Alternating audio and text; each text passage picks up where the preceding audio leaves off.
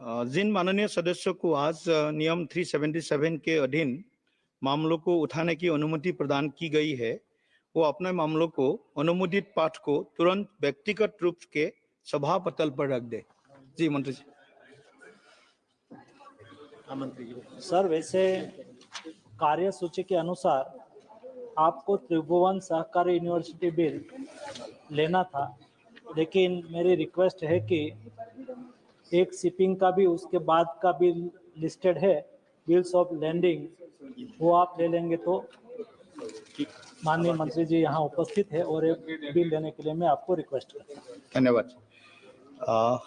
वाहन पत्र विधेयक 2024 के ऊपर चर्चा, माननीय मंत्री जी। माननीय उपसभापति जी,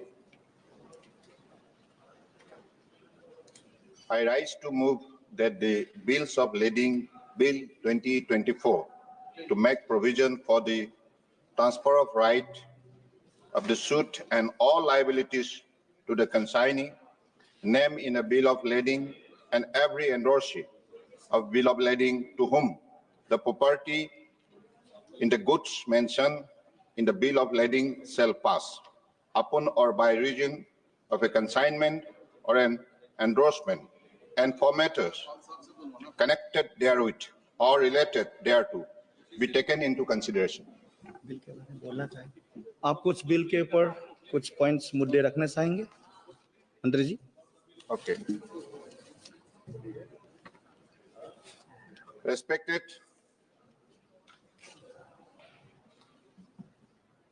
sir, today we are bringing a bill which is very much important for our shipping sector, particularly to enhance the trading and commercial activities, and also to have better understanding of a bill. That is why let me take this opportunity to enlighten the august House about the bill of lading bill 2024 being taken into consideration. The bill of lading bill 2024 seeks to replace the pre-constitutional Indian Bill of Lading Act 1856. The Indian Bill of Lading Act 1856 provides for the transfer of right of suit and all liabilities to the consignee named in a bill of lading and every endorsee of a bill of lading to whom the property in the goods mentioned in the bill of lading shall pass upon and by reason of a consignment or an endorsement. The said act deals with specific aspect of right and liabilities emanating from the transfer of bill of lading to a consignee or an endorsee. Sir, the bill of lading is a legal document, but not a contract. It is only evidence of a contract. The right and liabilities provided for under this law are not directly emanating from the contract, but from the transfer of the evidence of contract, that is the bill of lading. The repeal and reenactment of this pre-constitutional law would serve two important purposes. This is very important, sir. Firstly, as an independent, democratic, modern nation, in the 76 years of having become a republic, and also the fastest growing major economy of the world, it is essential that our laws reflect our distinct identity, asmita, desh ki asmita, man swabhiman, without remaining stuck in archaic colonial mindset. In line with the government initiative to do away with pre-constitutional law, more than 1,500 such colonial era legislation already stand repealed. This law was also examined elaborately to assess the need for its repeal. It was concluded through extensive stakeholder consultation that the legislation is highly relevant for India's maritime trade. In the Bill of Lading Bill 2024, a new provision which empowers the central government to issue direction for carrying out the provision of the bill has been incorporated to ensure that the provisions are easily implemented. Further, the repeal and saving clause added in the bill while repealing the 1856 Act will also ensure that any action taken in line with the provisions of the repeal statute are legitimized as long as they are not in contraventions of the provisions of the new law. Hence, it is being introduced as a new legislation incorporating standard provision found in all modern laws drafted in India. This would serve the important purpose of ensuring effective and smooth implementation of the new law, enable ease of understanding, and also facilitate ease of doing business in the contemporary global maritime sector. Since the essence and spirit of the new legislation being considered today remain unaltered, I would not like to elaborate further and would request the August House to consider and pass the Bill of Lading Bill 2024. Thank you, sir. Saeed जी, माननीय सदस्य श्री मोहम्मद हमीदुल्लाह सईद जी. Thank you, sir, for giving me an opportunity at the outset.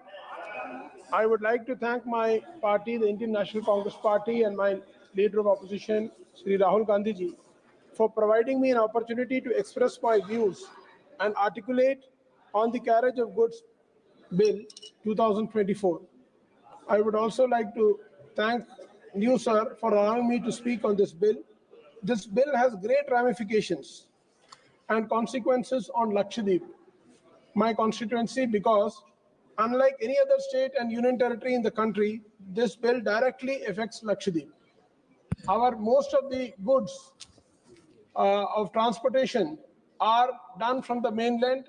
It is imported from the mainland to Lakshadweep, and as far as Calicut, Bepur port and Mangalore port are the two major ports from where the goods are transported to Lakshadweep, whether it is public distribution system, essential commodities, essential items, construction items, materials, all of that.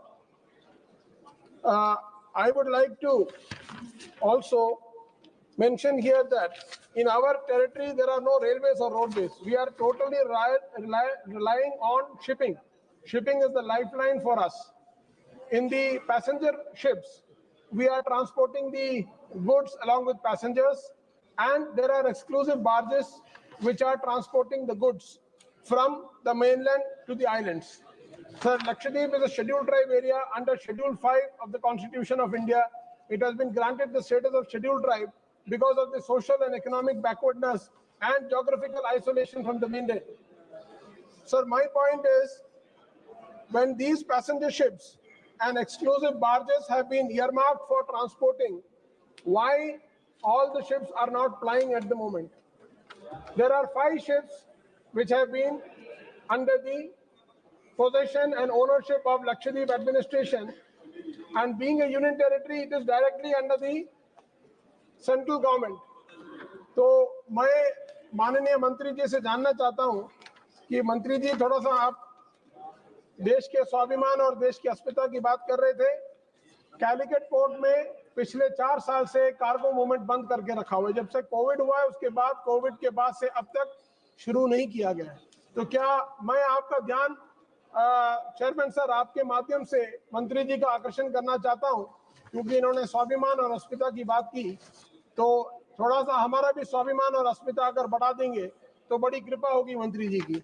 और उसके अलावा sir, मैं आपको ये कहना चाहता हूं कि 5 शिप में से अभी सिर्फ 1 शिप चल रहा है. 4 शिप ड्राई डॉक में डाला हुआ है, मेंटेनेंस कर रहे हैं, सर्वे कर रहे हैं. सालों साल पड़ा हुआ है, लोगों को आने जाने में दिक्कत हो रही है. हमारा basic mode of transportation goods का और पैसेंजर का शिप है.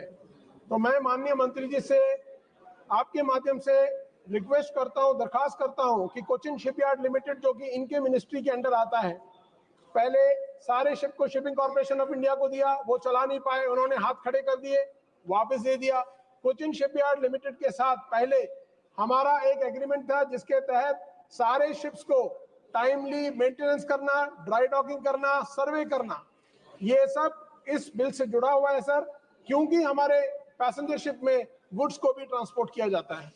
तो इसीलिए मैं आपसे मेरी रिक्वेस्ट है कि ऑनरेबल मिनिस्टर जो है अपने पब्लिक सेक्टर अंडरटेकिंग जैसे कि कोचिन शिपयार्ड लिमिटेड हो गया, शिपिंग कॉर्पोरेशन ऑफ इंडिया हो गया, इसमें आप अपना ध्यान लगा के थोड़ा सा आपने एज अ मिनिस्टर आप उनको डायरेक्शन दीजिए, CSL के चेयरमैन को, लक्षद्वीप एडमिनिस्ट्रेशन को, पोर्ट डिपार्टमेंट को, कि ये कोऑर्डिनेट करके लोगों को ईज ऑफ बिजनेस और ईज ऑफ ट्रांसपोर्टेशन दोनों में आप मेहनत करिए, क्योंकि आपने कहा कि आपका एजेंडा है, आपका ऑब्जेक्टिव है ease of business and ease of this thing. तो ये ईज ऑफ बिजनेस और ईज ऑफ कमर्शियल एक्टिविटी के लिए और ट्रेडिंग के लिए बहुत जरूरी है कि you have a very convenient mode of transportation.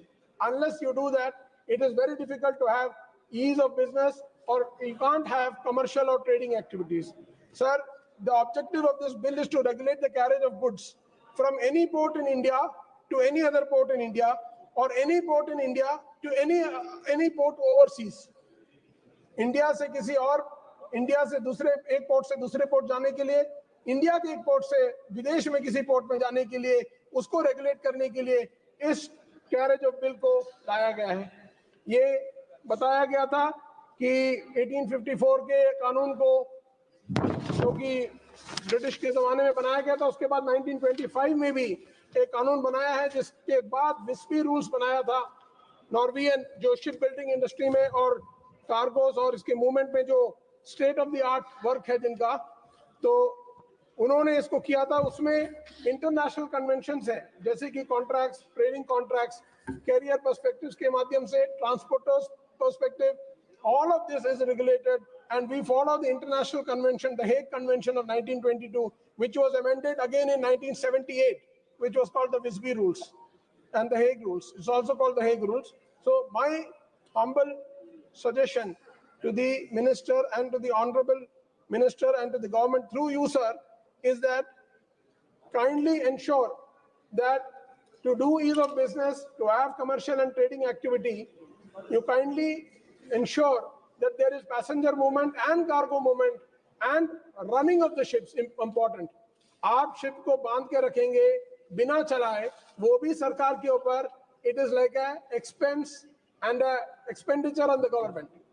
आप उसको चलाएंगे तो जो क्रू को सैलरी मिल रहा है, जो चलेगा तो और अच्छा है, because you will be able to generate some revenue out of it. You are just tied up these ships, it is not running, so it is making it is basically a white elephant for the government. Therefore, sir, I would request you, through you, that this ease of doing business and commercial and trading activity can only be boosted, and commercial activity can only be motivated by making more of transportational facility to the islanders. And मैं आपसे request करता हूं कि Mangalore port में there was a proposal to have a bigger port. So that port is also coming directly under the minister. This is incidental to this bill, sir. Unless you have a good port, you will not be able to transport goods, and the carriage of goods will be difficult. Bepur port band pada hua hai. I request you to kindly take it up with the Lakshadweep administration and request a proposal from their side to ensure that जो सदियों से चला रहा था उसको बंद कर रखा है, उसको वापस से चालू करें, उसको वापस से शुरू करें, ताकि लोगों को इससे आसानी हो, लोगों की परेशानी दूर हो। इन्हीं शब्दों के साथ सर मैं अपनी बात खत्म करता हूं, और आपने मुझे मौका दिया बोलने का, उसके लिए धन्यवाद। धन्यवाद जी। माननीय सदस्य श्री विभू प्रसाद तराई जी।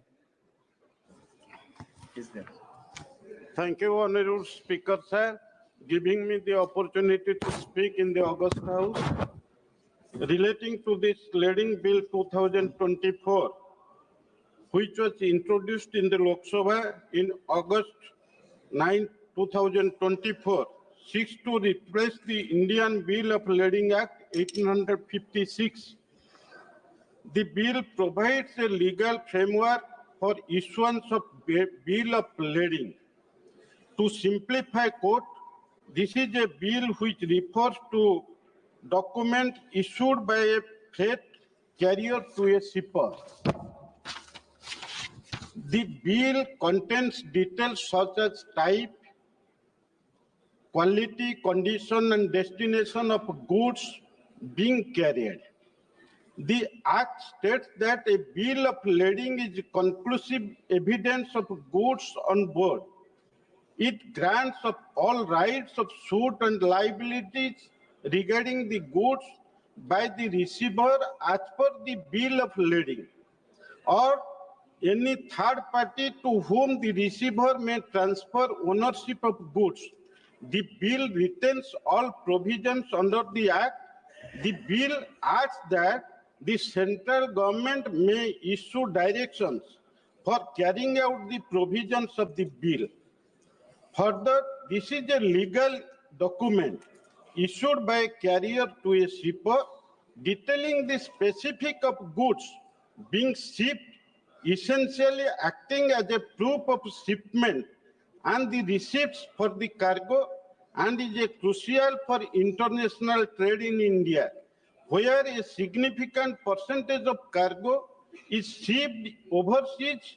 Using this document, however, precise data on the exact percentage of cargo shipments in India solely relying on bills of lading is not readily available. So, the Lading Act 1856, which is going to be amended relating to this bill only to transferring of all rights in respect of the center, a contract contained in the bill of lading, along with the property to the consign or endorse of the bill of lading, ensuring that transferred bill of lading in the hands of a bona fide holder to be treated as a conclusive evidence of the goods being laden on board. So, though the substantive aspects of the said Act continue to remain relevant, being a pre-independent statute, it is imperative that the provisions of the said Act require to be revised without changing the substance or spirit of the said Act, so as to bring in line with modern legislation in order to facilitate simplification and ease of understanding. Further, a new provision is proposed to be incorporated in empower the central government to issue directions to carry out the provisions of the proposed legislation. So, in the context of what incident had happened in Odisha, in Paradip port in 2009, one Mongolian vessel, MV Black Rose, carrying a cargo of 20,847 metric tons of iron ore and 920 metric tons of furnace oil, sank near Paradip port, Odisha, under mysterious circumstances. Actually, it was engaged in illegal transportation with false documents. Actually, who was the owner? Till today, it was not known to the government till today. It was happened when Congress was ruling the country. At that time, I was the MP of that constituency, Jagatsinghpur MP constituency. Yes. At that time, when this incident happened, at that time, that government of Congress could not trace out the owner of the ship, and till today, it is under the investigation. That's why this lading bill is required, because we know now our government of India, under the efficient leadership of our beloved Prime Minister Narendra Modi ji, and Shipping Minister Sarbanand Sonal ji. Actually, they have taken so many steps to carry out the business relating to sea. So, in this context, I would like to mention here that Odisha is enriched with so many minerals like hammer, iron ore, manganese, coal, and so many minerals are there. And our coastline is around 480 kilometers from Ganjam to Baleswar. So many ports have been established, like Paradip, Gopalpur, and Dhamra ports are there. So it is also the planning of our government of India. It is the planning of our honorable shipping minister and beloved prime minister. So many ports will be established not only all over India, in our states also. So if by the government and by the PPP mode of investment, so many ports are going to be established in Odisha. In this context, I would like to say that this is just to reiterate this house that India has a fleet strength of 1,526 vessels with 13.75 million gross tonnage in 2023. During last 1 year, 6 vessels has been added to the fleet. Available data points to the fact that approximately 95% of India's total cargo is transported by sea, meaning that vast majority of cargo shipments in India are done via maritime transport. This translates to around 95% of the country's exim merchandise trade by volume being moved by sea. So, in this context, I would like to say, by this act, which our government has decided to enhance the business by sea route, so it can strengthen our economy. That now, what relating to the strengthening our economy in 2027, our beloved Prime Minister has, there is a target that around more than 5 trillion core economy will be there. Now we have already reached in 4.4 lakh, 4.4 million dollar is there. So that's why when we are going to become the third largest economy in 2027, in this context, the business relating to sea route. So in which way our government has taken steps, efficient steps, so that in future our country will become a developed nation in 2047. It is a step taken by the central government. That's why, yes, again, I would like to reiterate that our beloved Prime Minister and our Shipping Minister, in which way they have taken this bill so that it will enhance our and strengthen our economy in future. Thank you. Thank you, Honorable Member. Honorable Member, Srimati Pratima Mandalji. Pratima Mandalji, Pratima ji. अबे बनाओ बनाओ हाँ ले तेरा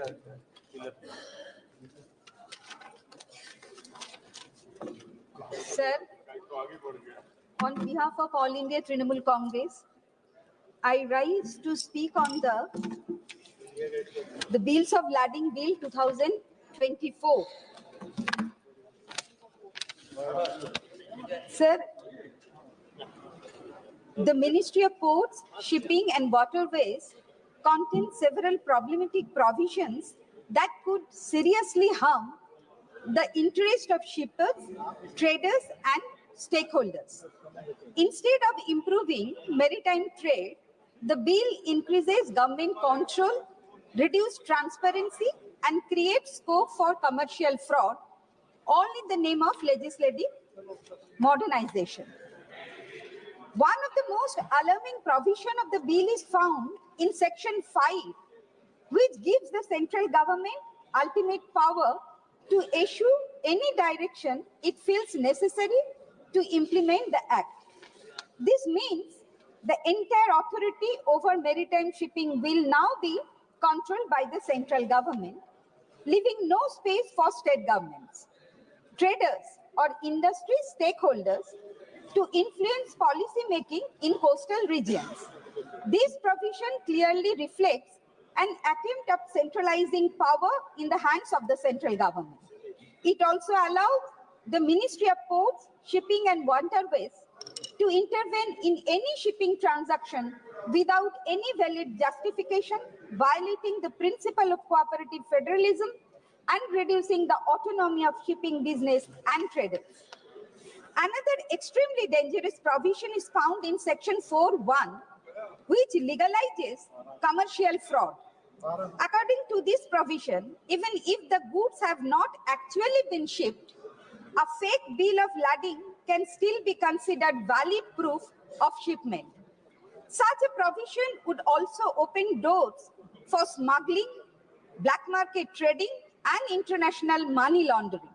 Small traders, especially exporters, would be highly vulnerable as they could easily be defrauded without any legal remedy. This provision also significantly damages India's trade credibility as international companies may refuse to conduct business with India due to the increased risks of fraudulent transactions. Sir, the government has repealed the Indian Bills of Lading Act 1856 without introducing any significant improvement to maritime trade except for centralizing power under the Ministry of Ports, Shipping and Waterways. This is merely a policy to introduce unchecked government power over maritime commerce. Another extremely unfair provision appears in Section 2 of the bill, which states that all legal and financial liability for any dispute or contract breach will automatically fall on the consignee. That means the person receiving the goods. So this means that even if the shipping company or the seller is at fault, the consignee will still be held legally responsible.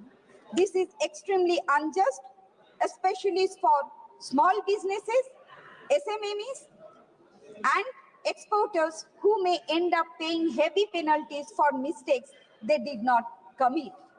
So this provision discourages smaller companies from engaging in maritime trade.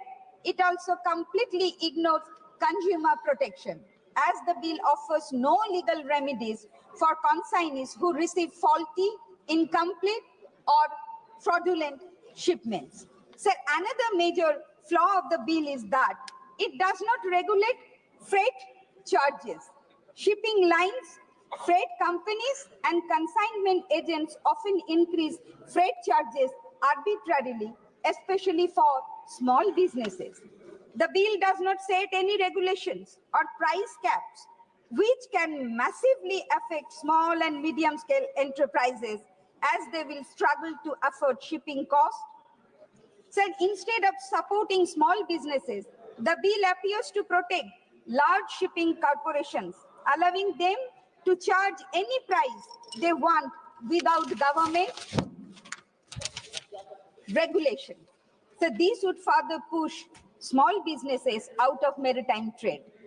Weakening India's domestic market, the bill exhibits a clear pro-corporate bias, offering no protection to smaller trades or exporters. The bill gives the central government complete power to control shipping lines, manage shipping documents, transfer ownership of goods, and interfere in private maritime contracts.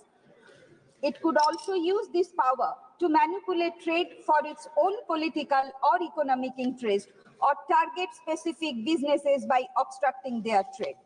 This will significantly harm India's ease of doing business ranking, as business will have to operate under constant government interference. Additionally, this paves the way for political favoritism, where only a few selected companies may receive special treatment from the government, while others may face obstacles in their shipping operation.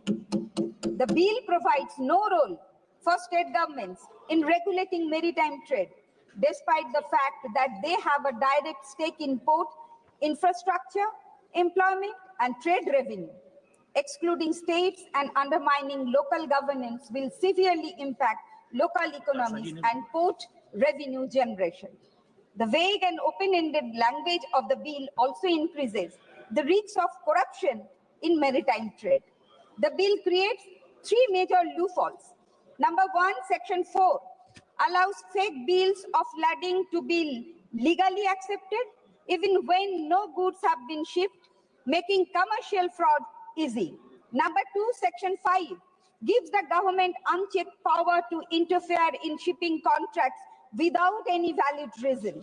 And number three, Section 2 shifts all legal and financial liability onto the consignee, even if the fault lies with the shipping company or seller. These loopholes will encourage massive corruption, large-scale smuggling, and fraudulent trade practices.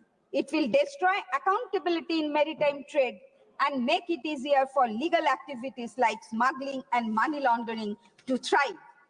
Sir, the bill also creates confusion and uncertainty in international trade. Foreign investors and shipping companies may feel hesitant to do business with Indian traders because the government now has the power to make sudden policy changes or interfere in trade contracts.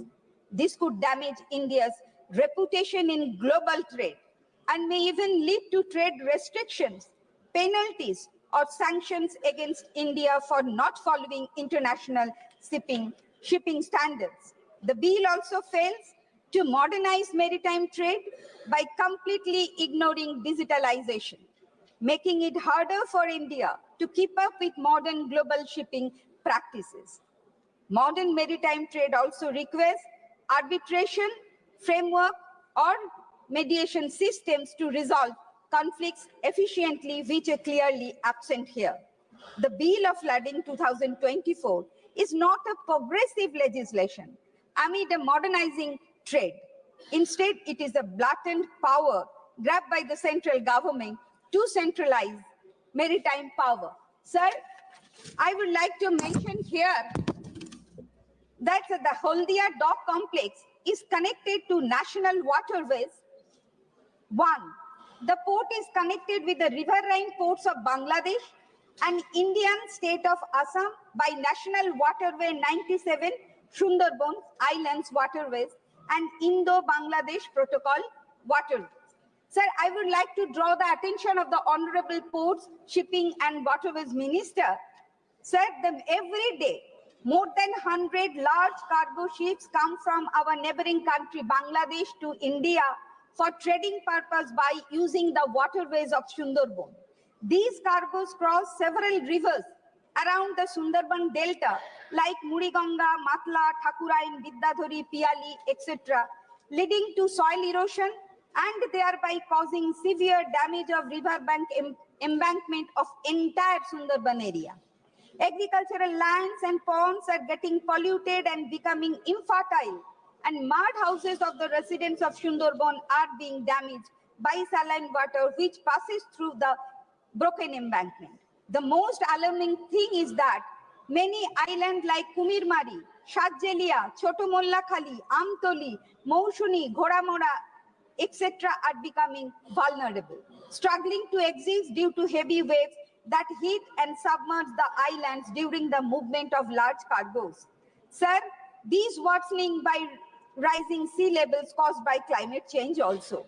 Sir, to protect our Sundarban and residents of the area, our Honorable Chief Minister Mamata Bandyopadhyay has sanctioned 27 crore for construction and repairment for the embankment of Sundarban area. So I would like to request the central government, and the Honorable Minister is present here, that either the trade should be conducted by road transportation, or the Ports, Shipping and Waterways Ministry should provide financial assistance for maintenance and construction of river bank embankment of entire Sundarban Delta. Thank you, sir. Thank you, Honorable Member. Honorable Member Sri K. Biraj Swamiji. Thank you very much, sir, for giving me an opportunity to speak on this bills of lading 2024. Sir, I would like to thank the Honorable Minister for naming it as the bills of lading bill of 2024 instead of calling it in some Hindi name, which would not have been found it easy for us to understand or even comprehend, sir. So I was also trying to check the dictionary for English words, and I was actually surprised for several words like computer, mouse, and all those things. The actual translation in Hindi is only transliteration, sir. They call that as computer as a computer and a mouse as a mouse. Probably for the bills of lading, there probably is not an appropriate word in Hindi. I do not know. Maybe they can explain when they give a reply about this, sir. Hai Hindi hai, Bahan Patra. Okay, okay, sir. So I should then thank the minister doubly that they have not changed the name from English to some other language, either Sanskrit or Hindi, sir. Sir, I would like to say that maritime trade is not something new, sir. Maritime trade has been here in India for several centuries, and especially in Tamil Nadu. You have to remember that the Cholas were one of the tallest kingdoms at a point of time, sir. It is very underscored in Indian history, sir. We talk so much about the kingdoms in the north, about the Chalukyas and all those dynasties. But the Chola dynasty is one of the largest because they were one of the biggest maritime routes, sir. When China was having the Silk Route, we had probably something like a sea route which was connecting Tamil Nadu to several parts of the northeast and even up to places like Greece and Persia. Sir. So we have had evidences, archaeological evidences, which show that these Cholas were doing trade where Indian artifacts have been found in those countries, and their artifacts have been found in Tamil Nadu, sir. Sir, I would also like to mention at this point, Tamil Nadu has broken the historical record where everybody used to say that the Iron Age was only about 1200 BC. But recently there has been a find in Tamil Nadu in one of your archaeological sites where they have dated back the Iron Age to 5450 years ago, sir. It's about 3450 BC. So, and our Chief Minister had announced this, and it is sad that the Union government, neither the Prime Minister nor any of the ministers are even acknowledging this, sir. I'm sure that had this happened in Gujarat, everybody would have been very proudly talking about it, speaking about it, and all those things. So I hope that somebody over there responds and acknowledges that the Iron Age has been rewritten in history from Tamil Nadu, sir, because Tamil Nadu is also a part of India. Kindly consider that Tamil Nadu is a part of India and do not look at us as we are outside of India. The reason why I say that is, whenever a fisherman from any other state, like for Gujarat or anywhere, if he gets into a distress, he is called as an Indian fisherman. But the moment there is a person from Tamil Nadu who is a fisherman having a problem in the Sri Lankan waters, they immediately say it's a Tamil fisherman. They don't call it as an Indian fisherman. So I hope this government would look at Tamil Nadu people also as part of this country and extend the same benefits, sir. Yes. Sir, coming to the bill, sir, apart from historical sites, even during the British period, we had one famous person, sir, Vau Chidambaran, who bought 2 ships, and he was flying it from Tamil Nadu and Sri Lanka, sir. In spite of the British oppression, they were trying to oppress his business. They were trying to, finally they imprisoned him, they tortured him, and then he died as a poor man. But he was the one who actually started off the Indian maritime trade, even during the British era, sir. And commemorating his efforts and his laudable work which has been done, we have named one of our ports in Tamil Nadu as VOC Port, sir, Vau Chidambaran Port in Thoothukudi, sir. That is the constituency of our parliamentary floor leaders' constituency, sir. So I hope that the government also does enough so that for the improvement of the ports over there and all other ports in Tamil Nadu also, sir. Sir, even during the earlier period, in Tamil Nadu, we have one song being sung, sir. Velli pani malai meedulavom, adi melai kadal murudum kappal viduvom. This was sung several years back, sir, which talks about we will walk in the silver-clad snow mountains, and we'll also go maritiming into the far out seas. So this is the extent to which the Tamil people have scaled great heights, sir. Sir, coming to the bill, this bill is actually talking about the responsibility of any goods to ensure that the safety of the goods and the economic consideration of the people is taken care of. So there is a person who is going to be sending a product, a goods, and it is being shipped where the carrier is responsible for it, and on the receiving end, the person who is finally going to get that. So all these people's interests have to be taken into account. So for this, they have something called as a bill of lading, sir. And this bill of lading is something which is a physical format, sir. Sir, I'm surprised because this government talks so much about advanced India, shining India, and electronic India, and all these things. But this is a process where several countries have started using something called as an electronic bill of lading, sir. You don't need to have a physical copy. The only reason why they have changed this bill is because this act, Bills of Lading Act, is of 1856, sir. In fact, they had made a presentation of this bill in the parliament. Sadly, when I went to attend that, there was not even a facility for translation, sir, and the presentation was made in Hindi. I had to have somebody sitting behind me, and then I had to have him translate that to me in English, and I had to take part. Inside the parliament, that MPs from several states are coming and the translation is not available was actually a very, very sad state of affairs. So after that, I went and complained to the Honorable Speaker also, and he assured that in future that all parliament meetings which are held inside the parliament, they will have translation services provided. And even when the officials were presenting, I went through the bill and I asked them, what is the purpose for changing this, this bill? Why are you bringing this new bill?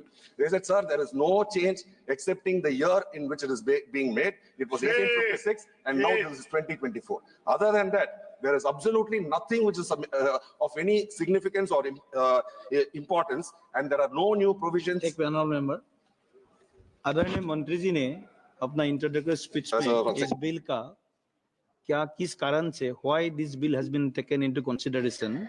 This was well spoken by the Honorable Minister when he was giving his introductory speech. You were not supposed to be here at that time. So you please listen to him carefully. And then, but what you have talked in his chamber, it is not to be mentioned here. You talk about the bill. Yes, please go. No. Sir, you did not understand what I am trying to tell you. Okay. No, you please play. Sir, I was not referring to the minister's speech at all. I was only stating that the person who had made the presentation, you can ask, it is all video recorded, sir. It is available on YouTube even today. You can go and see, you can see Minister, the interactions. you have to check it. The officials are the ones who gave me this reply when I inquired about this. You have to check it. Honorable Minister. Yes, please. Just a minute. Honorable Minister, just a minute. Respected sir, actually in this regard, whatever presentation was made, it was all being done by our senior officials, and all the queries, whatever Honorable Member of Parliament raised, it was effectively addressed. And I believe that's the provision was created there and comfortably done. I don't see any controversial issue to be raised out of this kind of this thing. But if you look, if you respected like a member of parliament, please, respected member of parliament, please let us stick to the provisions of the statute. I think that would be better. Okay, thank you. Honorable member, please. Just a minute, please. I am along him. Please, honorable member, just. Kone please. Sir, why is the chair speaking for the treasury benches? You are supposed to protect us. I am allowed. For the treasury benches? No. You are representing us also. No. You are representing this chair us is for also, all. Sir. Yes, that is exactly what honorable you say. member. Very strong, honorable member. Custodian of Sir, yes, I know you. No, sir. I will clarify the misunderstanding. Okay. No, sir. Sir, you had assumed that I was not here when the minister made his presentation. I would like to correct that I was here when the minister had made his presentation. But you did not understand what I was trying to say. What I was trying to say was that during the meeting over there, the officials, they told us that there is no change in the provisions or any of the content other than the year in which it is being done. So I asked them, is it because it was during the colonial period that this bill was brought, that this act was brought, that they are changing it, and they just laughed.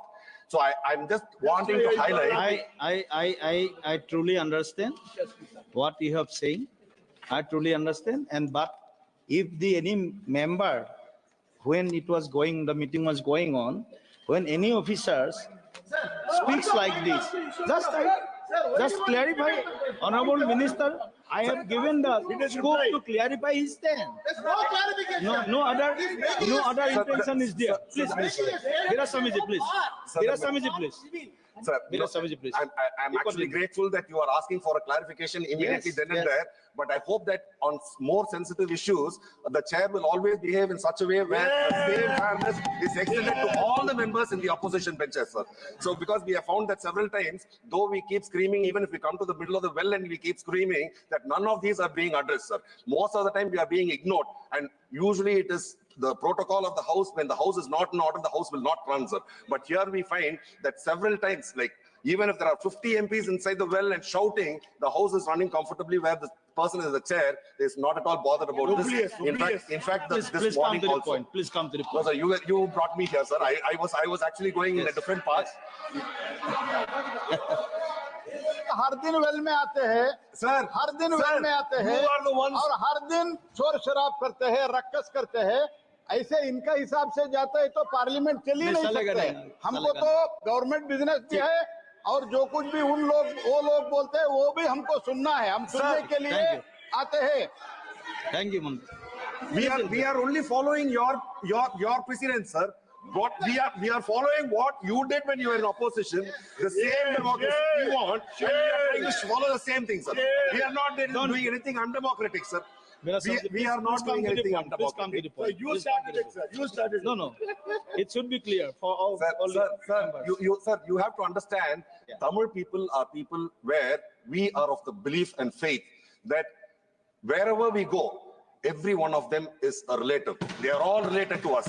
So this is the saying with which Yadam Ure Yavarum Kele. So this is what we believe in, sir. But most of the people in the treasury side, they do not see Tamil people as their relatives, sir. They are looking at them as, see, you can look at them as foes, political foes, but you're looking at us as enemies. So we have a spirit where Sendridveer Ettikkum, sir, I am talking on the bill, please keep quiet. Sendridveer Ettikkum, this enemy should be example. Sir, can I? Enemy is not unparliamentary. No. Enemy is not unparliamentary. He can speak. How can that be? You please. He will speak. He is capable enough to speak. You please sit down. He is capable enough. So as I was saying, sir, we are. Enemy is not unparliamentary, sir. Please बैठे ना. Sir, I have already explained, I will say that again, sir. Sendridveer Ettikkum Kalaichselvangal Konarninga Serthi, which actually translates to go in all 8 directions and get whatever wealth you can. When we say wealth, we are not only talking about economic wealth, sir. We are talking also about knowledge. So we are willing to learn from others, sir, from everyone. We are willing to learn. And we also hope that you people will learn certain things from us, sir. So we would like to say that we have a lot of things which are precious to us. One of them is language, one of them is culture, one of them is the way we eat, the way we dress, everything we respect, sir. We hope that the treasury benches will give the same kind of a respect for each and every person. I'm not saying for my person, sir.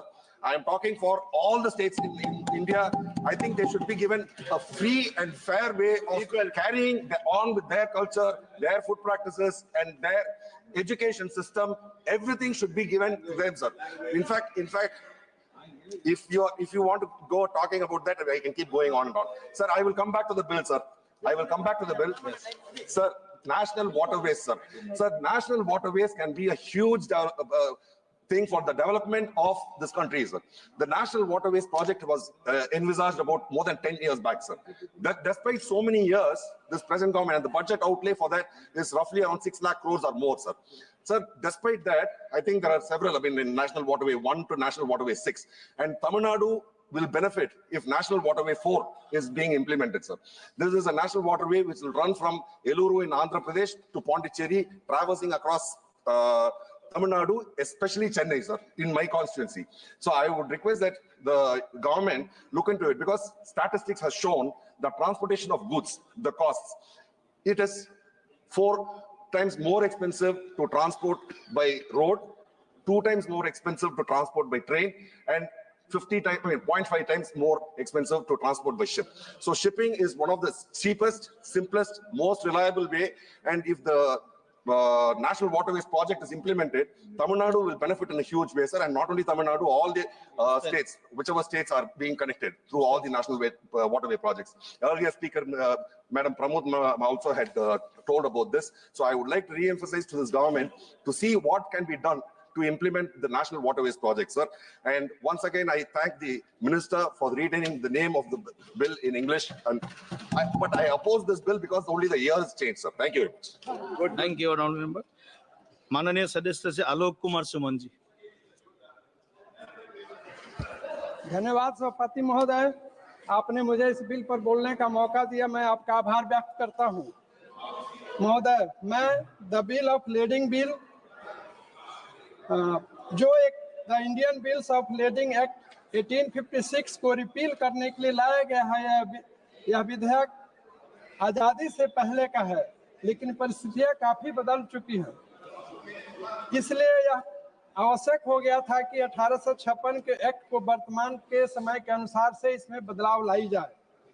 विधेयक में 1856 के act में substance या spirit of act में बहुत ज़्यादा बदलाव नहीं किया गया है, लेकिन कुछ नए प्रोविजंस को लाया जा रहा है ताकि जहाज पर माल ढुलाई आदि से संबंधित प्रोविजन सरल हो सके।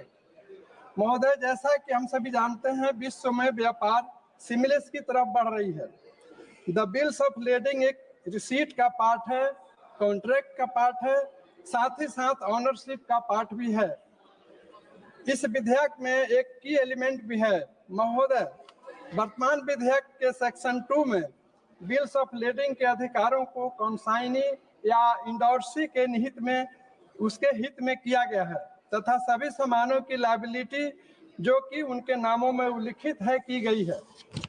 महोदय, the bill of lading bill 2024 के सेक्शन 3 में यह प्रोविजन लाया गया है कि जहाज पर माल भेजने वाले असली मालिक के अधिकारों में छेड़छाड़ नहीं हो। इस विधेयक के सेक्शन 6 में केंद्र सरकार को सक्षम बनाया गया है कि इस अधिनियम के सभी अथवा किसी भी प्रावधान को उपयुक्त समझकर निर्देश जारी कर सकते हैं। महोदय, वर्तमान विधेयक समुद्र के रास्ते माल की ढुलाई संबंधी एक कानूनी दस्तावेज है।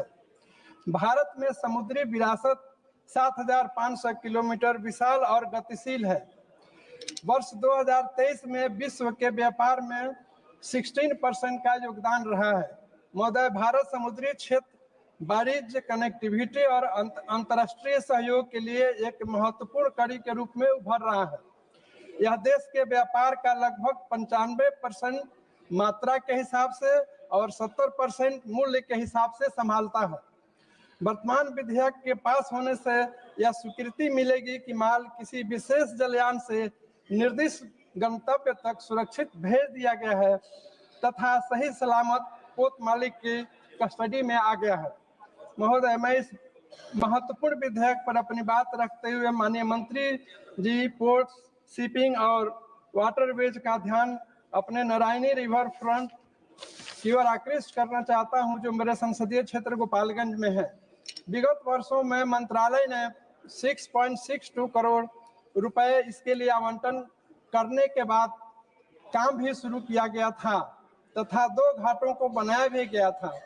गंडक नदी या नारायणी नदी को नेशनल वाटरवेज 37 घोषित किया गया था, जो भैंसा लोटन बराज से गंगा नदी हाजीपुर में नेशनल वाटरवेज 3 में मिलाने की है। सरकार के स्टडी रिपोर्ट में भी यह जलमार्ग विकास के लिए उपयुक्त पाया गया है तथा शिपिंग और नेविगेशन इसके माध्यम से किया जा सकता है। महोदय, सदन के माध्यम से मैं माननीय मंत्री जी से आग्रह करता हूं कि नारायणी रिवर फ्रंट के जलमार्ग 37 को विकसित करके पोटेंशियल कार्गो का परिचालन शुरू किया जाए ताकि मेरे संसदीय क्षेत्र गोपालगंज भी जल मार्ग से व्यापार कर सके। महोदय, मैं इन्हीं शब्दों के साथ अपनी इस बिल पर अपनी बात रखते हुए बिल का समर्थन करते हुए अपनी बात समाप्त करता हूँ। धन्यवाद सभापति महोदय। धन्यवाद माननीय सदस्य। Honourable member Shri M Shri Bharat ji. Thank you, sir.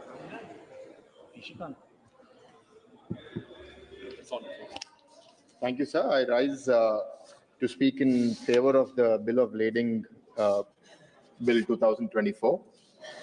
So, largely the intention to really provide legal framework and ensure that any open ends are tied up with this bill is a part of the larger agenda to improve and strengthen the maritime sector. And we support this. In the recent past also, we've seen incidents of illegal goods being shipped in, but then the question mark arises on who takes ownership of it, who has the liability for it. I'm glad that this bill does that and also gives flexibility to the central government to issue directions as and where needed based on the current changing circumstances. Speaking about the maritime sector overall, sir, I'm happy to see that our overall cargo handling capacity has doubled from about 800 million tons per annum to about 1630 million tons per annum as of March 24, indicating the commitment of the NDA government towards developing maritime trade. 9 Indian ports are ranked amongst the top 100 ports globally, and I'm sure over the years many more will show up on those rankings. We're seeing how global events are disrupting maritime trade, like the Russia-Ukraine war, that are leading to shipping delays, higher costs, and impacting all our industries. And a large part of our trade, over 95%, happens through the shipping sector, and 70% of the value comes from the shipping sector. So, sir, there are many things that we need to do to ensure that we remain competitive and increasingly compete with the global market in this. I think the resources that need to be put in this direction, I have a few points on that, sir, which I would like to put in front of you to the government also. One is the high freight costs that have increased in the last few years because of the global uncertainty. How do we reduce that? The next is the shortage of containers. I think India should invest more into developing our own containers. The dependence of carriers from international companies, I think doing more manufacturing. So recently, the Hindustan Shipbuilding Yard in Visakhapatnam was awarded a contract for building 3 ships. I think we need to be doing a lot more of that, and not just building more ships, but building the so-called motherships, the really large ships which require drafts of 18 meters or more. In fact, in Visakhapatnam, we are unable to receive that because our draft sometimes doesn't meet that depth requirement. And the major disincentive right now is that the shipping lines are expected to invest into that dredging behavior, which often doesn't happen. So the request is, if the government can provide a dredging subsidy to places like Visakhapatnam and other parts of the country, I think we will be able to bring in and reduce the transshipment costs so that we'll be able to do it in our ports itself. The next, sir, is within the shipping ecosystem, a small request from my parliament. We have invested about 100 crores to develop a cruise terminal in Vizag port, but not having a e-visa facility over there is limiting our ability to conduct more cruises over there. Request that the government takes a favorable view on that. I also want to appreciate the government for the turnaround time in major ports. In 2013-14, it was about 94 hours. Now it has come down to 48 hours in 23-24, showing a massive improvement in the efficiency of the shipping sector. And there are many other points, but overall, I think investment into this would be critically relevant for our future, and Andhra Pradesh would be very happy to partner on this, because recently we have announced our maritime policy. We have almost 1,000-kilometer coastline, and we have notified about 14 ports, both large and minor. And we will actively seek the support of the central government and support any regulation that makes this industry more transparent, more agile, and more ready to adapt to the changing global conditions and make us a competitive force in the maritime trade. Thank you. Honorable member Shri Birendra Singh ji.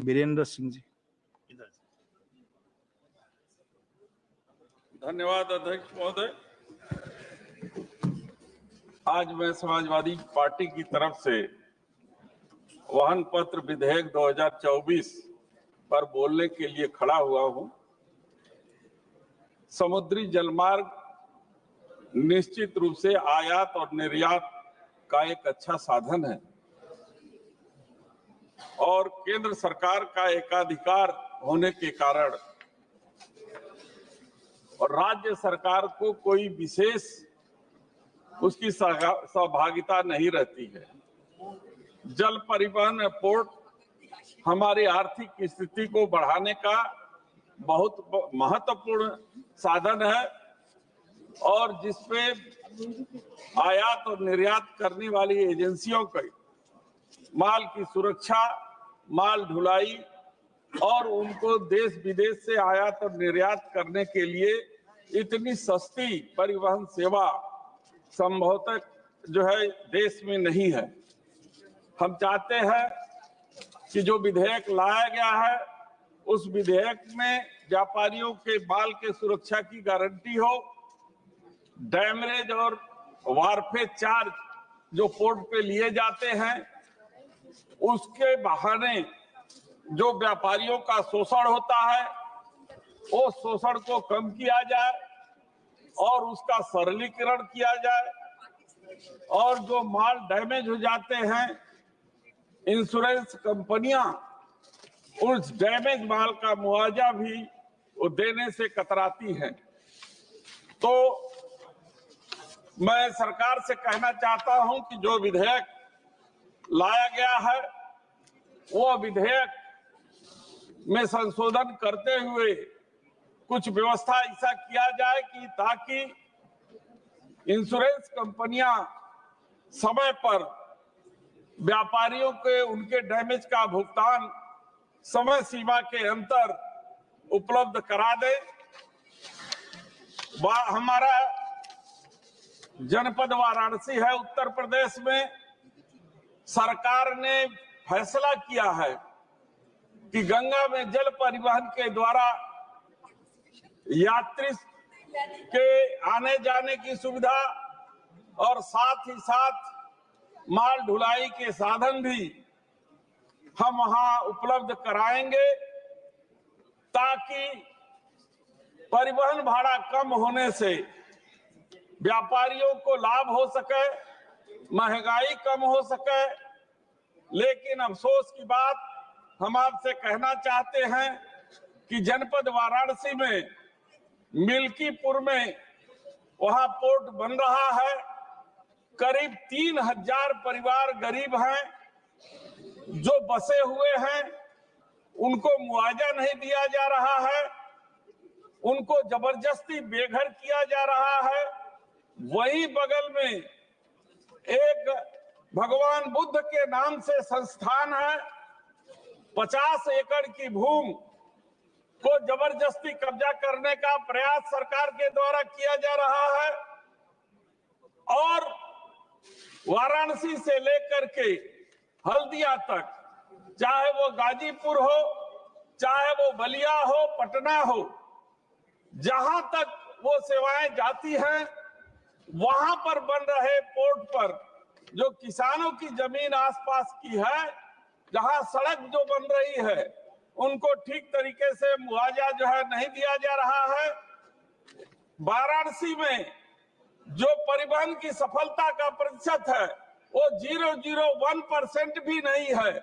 एक बार यात्री सेवा को लेकर के यात्री परिवहन जल मार्ग से भेजने का प्रयास सरकार ने किया और दूसरे यात्री परिवहन की बात यह हुई कि गंतव्य स्थान से तो समय से चली, बहुत ही माला फूल और बाजे गाजे के साथ उस यात्री पोत को रवाना किया गया, लेकिन हर जगह जाते जाते गंगा नदी में इतना बालू का गाद है कि वो फंस जाती थी। फिर वहां से डोजर लगा करके किसी तरीके से जैसे पीछे से ठेल करके आगे बढ़ाया जाता था, फिर आगे जा करके जो है बलिया में फंस गई, फिर आगे जाकर के वो पटना में फंस गई। अंततः जो यात्रा 15 दिन में खत्म होनी थी, वो यात्रा करीब 1.5 महीने बाद जो है अपने गंतव्य स्थान पर पहुंच सकी। मैं जानता हूं कि माननीय प्रधानमंत्री जी का ये सपना है कि बनारस से जल परिवहन सेवा को शुरू किया जाए। इसलिए मैं आपके माध्यम से माननीय प्रधानमंत्री जी से अनुरोध करना चाहता हूं कि वहां आवश्यक धन उपलब्ध करावें, ताकि गरीबों को मुआवजा मिल सके, ताकि गंगा को और गहरा किया जा सके, ताकि वो परिवहन सेवा ठीक तरीके से अपने गंतव्य स्थान पे चल सके। पानी गंगा में नहीं रहता है, सिंचाई के पंप स्टेशन बंद हो जाते हैं, किसानों की सिंचाई नहीं हो पाती है, गर्मी के दिनों में लोगों को पानी नहीं मिल पाता है। तो कल्पना कीजिए कि ऐसे स्थिति में जो है जल परिवहन सेवा कैसे वहां चलाई जा सकती है। इसलिए मैं आपसे इस विधेयक पर अपनी बात रखने के लिए आया हूं कि आप आवश्यक धन उसके लिए उपलब्ध कराइए, और जो मैंने पहले कहा कि जो आयात और निर्यात करने वाले व्यापारी हैं उनका शोषण न हो सके, उनको इंश्योरेंस हो सके डैमेज और मार्फेज चार्ज के जरिए, ये सारी व्यवस्था आप करें ताकि ये सस्ती परिवहन सेवा देश को उपलब्ध हो सके। मैं माननीय अध्यक्ष जी को धन्यवाद देते हुए अपनी बात को समाप्त करता हूँ। धन्यवाद जी। माननीय सदस्य श्री अरविंद सावंत जी। Thank you, Chairman sir. The bills of leading bill 2025-24. On this bill, I would like to express my views over here.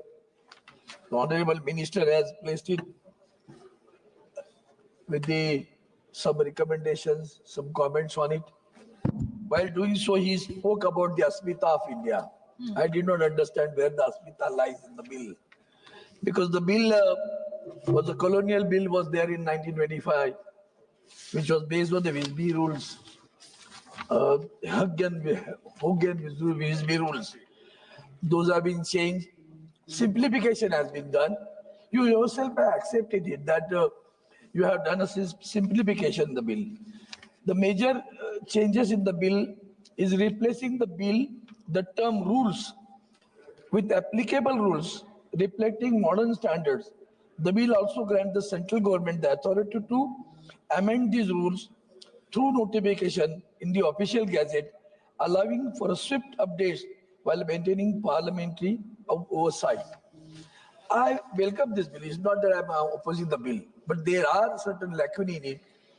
The perspective of the bill, the aim of the bill, the object of the bill. While doing so, do we look at the fact, what is happening practically? When you say that the substantial aspects of the said act are relevant in the present context, since it is a pre-independence legislation, the language therein requires simplification without changing the substance or spirit of the provision, so as to bring in line with the drafting practices followed in recent Indian statute, and in order to facilitate ease of understanding. So the ease of understanding and ease of business, there are two terms are different little bit, I feel. Simplification of the language of the provision of the act by dividing long sections into sub-clauses in the bill for ease of understanding to the extent possible without changing the substance or spirit of the provision. The fact that you have not changed the spirit, not the structure also, not the substance also. So what is the change in it? And what for it has been brought? Just for the sake of that, it was a colonial bill. Now Indian government is bringing this bill. So therefore the Asmita is coming in your mind. I don't know where the Asmita is lying in this. But the fact remains, sir, some of the clauses when you say that right of stoppage of transit or claims for a freight not to be affected. Now right of stoppage of in transit, the pirates are also stopping it. What is the provision to protect that? Something has to be seen in any port. The jurisdiction of the sea miles is given to the state government, certain level, certain areas, certain kilometers, the state government will control. Beyond that, the central government will control. International border also comes in. It happens in the case of the fishermen also. But now the case is that stoppage, when you want to do the stoppage, any right of stoppage in transit or any right to claim freight against the original shipper or owner, any liability of the consignee or endorsee by reason or in consequences of his being such a consignee or endorsee or of his receipt of the goods by reason or the inconsequences of such consignment or endorsement. Again, this is not a simpler language. When you said you want to simplify, it is not simplifying it. It is creating more confusion. So let us be very simple on this thing. And the most dangerous part of it is, as far as I am concerned, I feel that the central government may give such direction as may deem necessary for carrying out all or any of the provisions of this act. Now there lies the issue. There it is challenging to the federal structure of the country. It's my opinion, because we have a maritime board in the state. Now what will happen to the maritime boards in the state? You want to do something good. The loading is done at one port, the unloading will be done at the other port. In between, the transit is there. In transit, I have said about the pirates also. Now once it arrives over here, what exactly we are going to, the consignee will be, or endorsee will be responsible for suit and everything. That is correct. That's the correct provision. But the fact remains, sir, when you want to do this, you have to have a good ports and have to have a maritime board which is functional at the state level. Now, that maritime board should take care of what exactly the central government wants, or you want it through this bill, whether that maritime board is going to carry that responsibility or not. Who is going to carry it? Central government. Or central government will monitor it or give a directive to the maritime board. Or you are going to make a maritime board non-functional?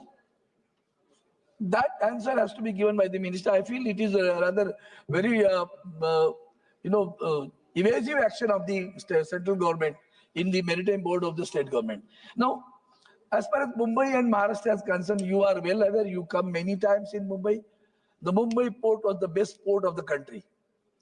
Of late, you have gone for a ward one. There is opposition, strong opposition, resentment is there, strong opposition, the agitations are going on. I do not want to politicize the issue over here. But when you are developing it, you are bringing the sand from the Gujarat to Vadwan Bandar to reclaim the land over there or sea land over there. Okay, good. Why not from Mumbai port? If you do it, the draft of the Mumbai port will increase automatically. You need sand. You bring it. The dredging has not been done. The stilting has not been done for a long years. When I am demanding it for last 10 years in this parliament, you people are not doing it. Why not do? Why you are not doing this, sir? And where from this business will go? Where it will go? Not Mumbai port. Vadwan will come. It will take some time. Okay. For whom you are doing it? $1 million question. Everyone knows who are holding the ports now. And therefore, while doing so, I, with a folded hand, request you, don't ignore Mumbai. Don't have a revengeful action. Mumbai is not only ours. Mumbai is the country's port. Mumbai is the capital, financial capital of the country. The business goes in Mumbai. Don't ignore Mumbai port. The dredging could have been done easily by when you want to reclaim the land at Vadwan.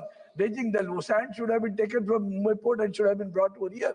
It is not being done. And I feel with the bill, the intentions are good, the simplification is good. It's not a question of Asmita. It's a question of business itself. To make a ease of business, these provisions are there. I can understand that. But I expect you, at least Sonowalji, during your tenure, as you are taking some right steps, some policy, in additional policy, I'll tell you. Now the encroachment is, you have given some, Mr. Shankar is the secretary, I think, over there with your department. He has given some optimistic answer to me now, because the encroachments which are there on the port had to be removed and they should be rehabilitated. There also we have to go for a policy. If you're going to do the ease of business, that also is hampering. So that also has to be thought that you have moved a bit in this direction. I with full say thanks to that, but we'll have to come to a final achievement by rehabilitating those people who are here, residing over there. That should also be done. The Mumbai port should be taken up. You must give a priority for the redevelopment of the Mumbai port. Sir, thank you so much, sir. Thank you so much. धन्यवाद जी, धन्यवाद। माननीय सदस्य श्री रविंद्र वाइकर जी।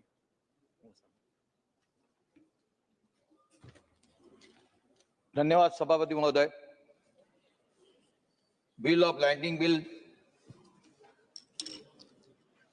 2024 पर बोलने का अवसर देने के लिए पंतप्रधान श्री नरेंद्र मोदी जी, पठानकोट परिवहन और जलमार्ग मंत्री श्री सर्बानंद सोनोवाल जी और सरकार का सहृदय से आभार व्यक्त करता हूं। ये विधेयक समुद्री व्यापार यानी मैरीटाइम ट्रेड को सुगम और पारदर्शी बनाने तथा ईज ऑफ डूइंग बिजनेस को बढ़ावा की दिशा में ऐतिहासिक कदम है। सबसे पहले मैं माननीय प्रधानमंत्री जी का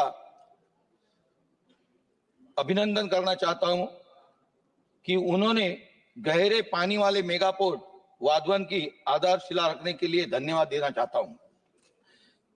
76,000 करोड़ रुपए की लागत से बनने वाला यह पोर्ट दुनिया में शीर्ष 10 बंदरगाहों में शामिल होगा।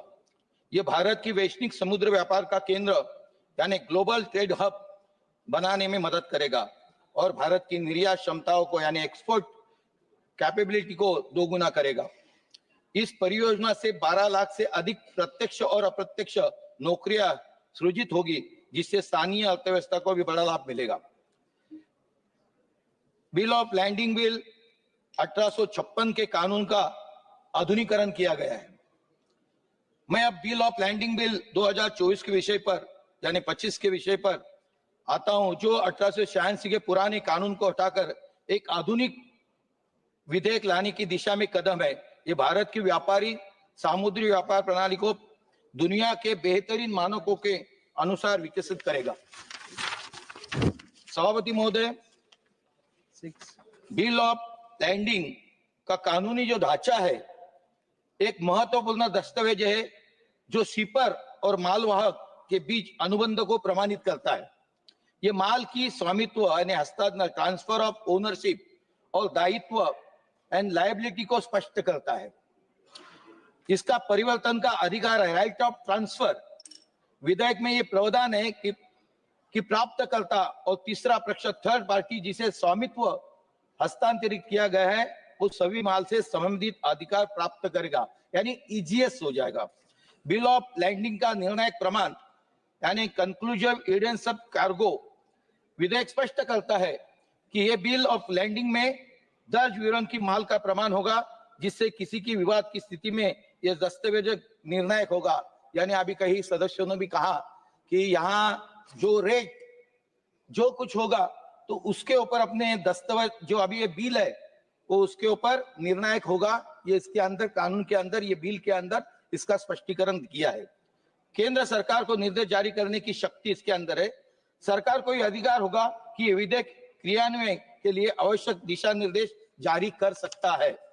इस विधेयक का सकारात्मक प्रभाव यानी इम्पैक्ट ऑफ द बिल यानी नौकावाहन व्यापार शिपिंग ट्रेड को आसान बनाएगा, माल ढुलाई को यानी ट्रांसपोर्टिंग की कार्गो हैंडलिंग को बढ़ोतरी देगा, लॉजिस्टिक सेंटर को मजबूती मिलेगी, निर्यातकों एक्सपोर्ट और व्यापारी टेंडर्स के लिए सुरक्षा और सुविधा सुनिश्चित कर सकता है। मैं इसके माध्यम से आपके माध्यम से भारत में समुद्री व्यापार का विकास महत्व बताना चाहता हूं कि 2014-24 में भारत के प्रमुख बंदरों में कार्गो हैंडलिंग की क्षमता यानी मात्र 800 MTPA की थी, जो मार्च 2024 तक 1400 MTPA हो गई है, यानी दुगनी हो गई है। 98 पोर्ट मॉडर्नाइजेशन प्रोजेक्ट पूरे हुए गए जिनकी लागत 32,000 करोड़ रुपए है। इन परियोजना का वार्षिक पोर्ट क्षमता 230 MTPA है, यानी उसमें वृद्धि हो गई है। इनलैंड वाटरवे पर माल ढुलाई 2014 में 18.1 MMT थी, जो 2024 में 133.03 MMT हो गई है। लगभग 7 गुना बढ़ोतरी आई है, समृद्धि आई है, वृद्धि आई है। क्रूज भारत मिशन को मुंबई से लॉन्च किया गया, जिसमें भारत में क्रूज टूरिज्म को बढ़ावा मिलेगा। सभापति महोदय, जिसमें मेरी कई मांगे, जिस मांगों में मुंबई में क्रूज भारत मिशन का त्वरित विकास होना बहुत जरूरी है। अभी कई सदस्यों ने कहा कि मुंबई पोर्ट ट्रस्ट, वो भी उसका सशक्तिकरण और अच्छे से होना चाहिए। मुंबई को क्रूज टूरिज्म को हब बनाने के लिए सरकार को जल्द से जल्द इस मिशन को विस्तृत रूप देना चाहिए। ये मेरी पहली मांग है। उसमें दूसरी मांग है, जो मेरा एरिया आता है नॉर्थ वेस्ट मुंबई में, वहां वर्सावा करके एरिया इलाका है, समुद्र के बाजू का इलाका है। उस वर्सावा जेटी का निर्माण होना बहुत जरूरी है।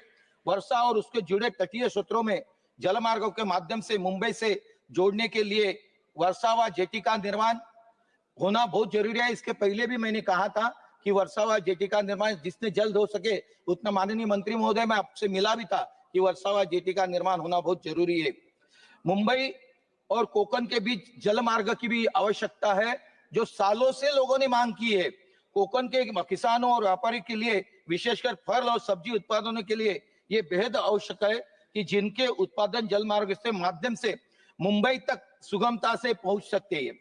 अगर मुंबई और कोकण के बीच वाटरवे विकसित किया जाए तो खराब होने वाले सामान को जल्दी व सस्ते पहुंचाना जा सकता है। इसलिए वाटर ट्रांसपोर्ट की वृद्धि हो जानी चाहिए। इससे कोकण के किसानों का सीधा लाभ मिलेगा और उसकी आय में वृद्धि होगी। मुंबई, कोकण और अन्य क्षेत्रों में जलमार्ग एवं पोर्ट इंफ्रास्ट्रक्चर को और विकसित करने की जरूरत है। ये विधेयक भारत की समृद्धि और लॉजिस्टिक्स सेक्टर को विश्वसनीय बनाने के लिए एक बड़ा कदम, लेकिन इसके साथ हमें पतन और जल मार्ग के आधारभूत ढांचे को भी सुधार लाना चाहिए, कंस्ट्रक्ट करना चाहिए। बिल ऑफ लैंडिंग 24 हमारे व्यापारियों उद्योगपति का सुरक्षा और पारदर्शिता देंगी। मुझे विश्वास है कि सरकार हमारी मांगों पर जल्दी से जल्द कार्रवाई करेंगी और भारत को समृद्धि और लॉजिस्टिक का वैश्विक केंद्र बनाने में महत्वपूर्ण भूमिका निभाएंगी। धन्यवाद सभापति महोदय। धन्यवाद जी। माननीय सदस्य श्री भास्कर भगाड़े जी।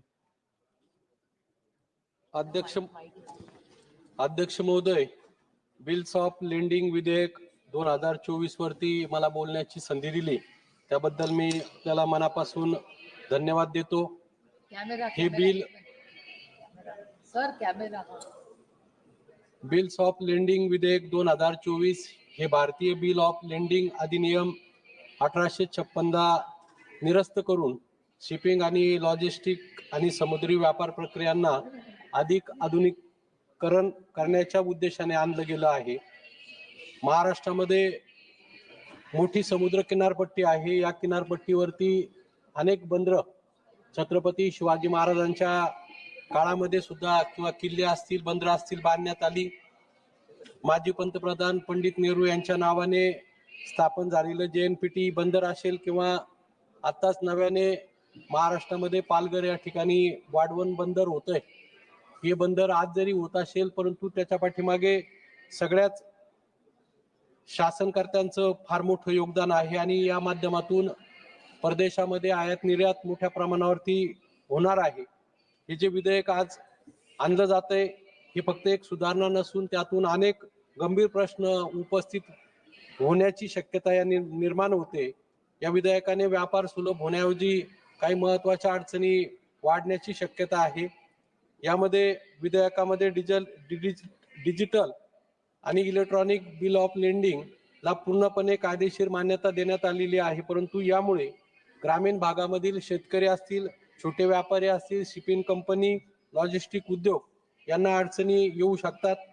भारतातील अनेक भागामध्ये अद्याप डिजिटल पायाभूत सुविधा नाहीत आणि त्यामुळे मोठ्या उद्योगांसाठी हे फायदेशीर असलं तरी लहान व्यापार आणि शेतकऱ्यांसाठी हे बिल अडचणीचं ठरू शकते। त्याचप्रमाणे आपल्या देशातील इंटरनेट सुविधा, सायबर सुरक्षिततेच्या मर्यादा लक्षात घेतल्या नाही।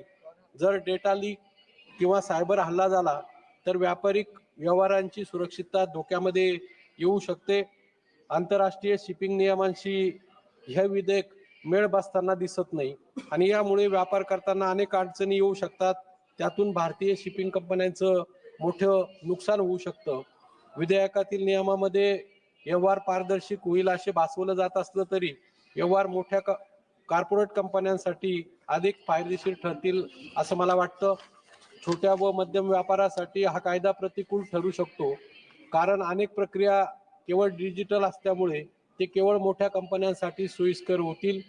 सरकारने यामध्ये लहान आणि मध्यम उद्योजकांसाठी स्वतंत्र तरतुदी करायला हव्यात, त्या केलेल्या दिसत नाही.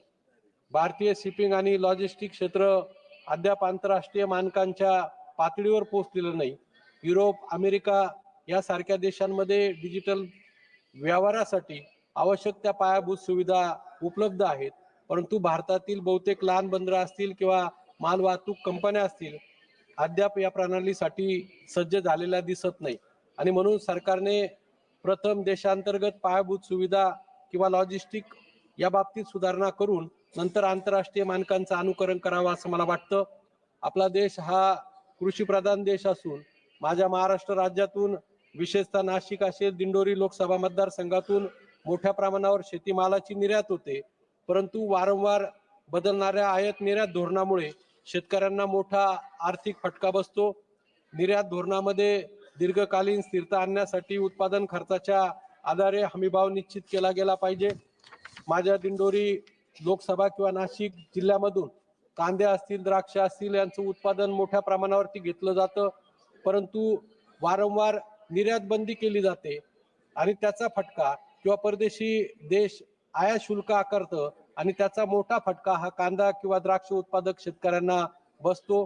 शेतकरी सातत्याने कांद्यावरील निर्यात शुल्क माफ करावं, पाठीमागे 40% निर्यात शुल्क होतं ते 20% केलं. आजही माझ्या मतदारसंघामध्ये लासलगाव ही आशिया खंडातील सर्वात मोठी कांदा उत्पादक बाजारपेठ आहे. त्या ठिकाणी शेतकऱ्यांनी सकाळी कांद्यांचे लिलाव बंद करून निर्यात शुल्क 0% करावे अशा प्रकारची मागणी केली आणि त्यामुळे हा शेतकऱ्यांचं मोठ्या प्रमाणावरती या माध्यमातून नुकसान होतंय. साखर आणि इथेनॉलच्या संदर्भामध्ये सुद्धा सरकारची अस्थिर धोरणं, त्यामुळे हा उद्योग एक संकटात आलेला आहे. एकीकडे साखर निर्यात बंदी केली जाते, दुसरीकडे इथेनॉल निर्मितीला बंद केलं जातं आणि आयात करून परदेशातून साखर आयात केली जाते. ह्या गोष्टी शेतकऱ्यांच्या दृष्टीने अत्यंत घातक आहेत.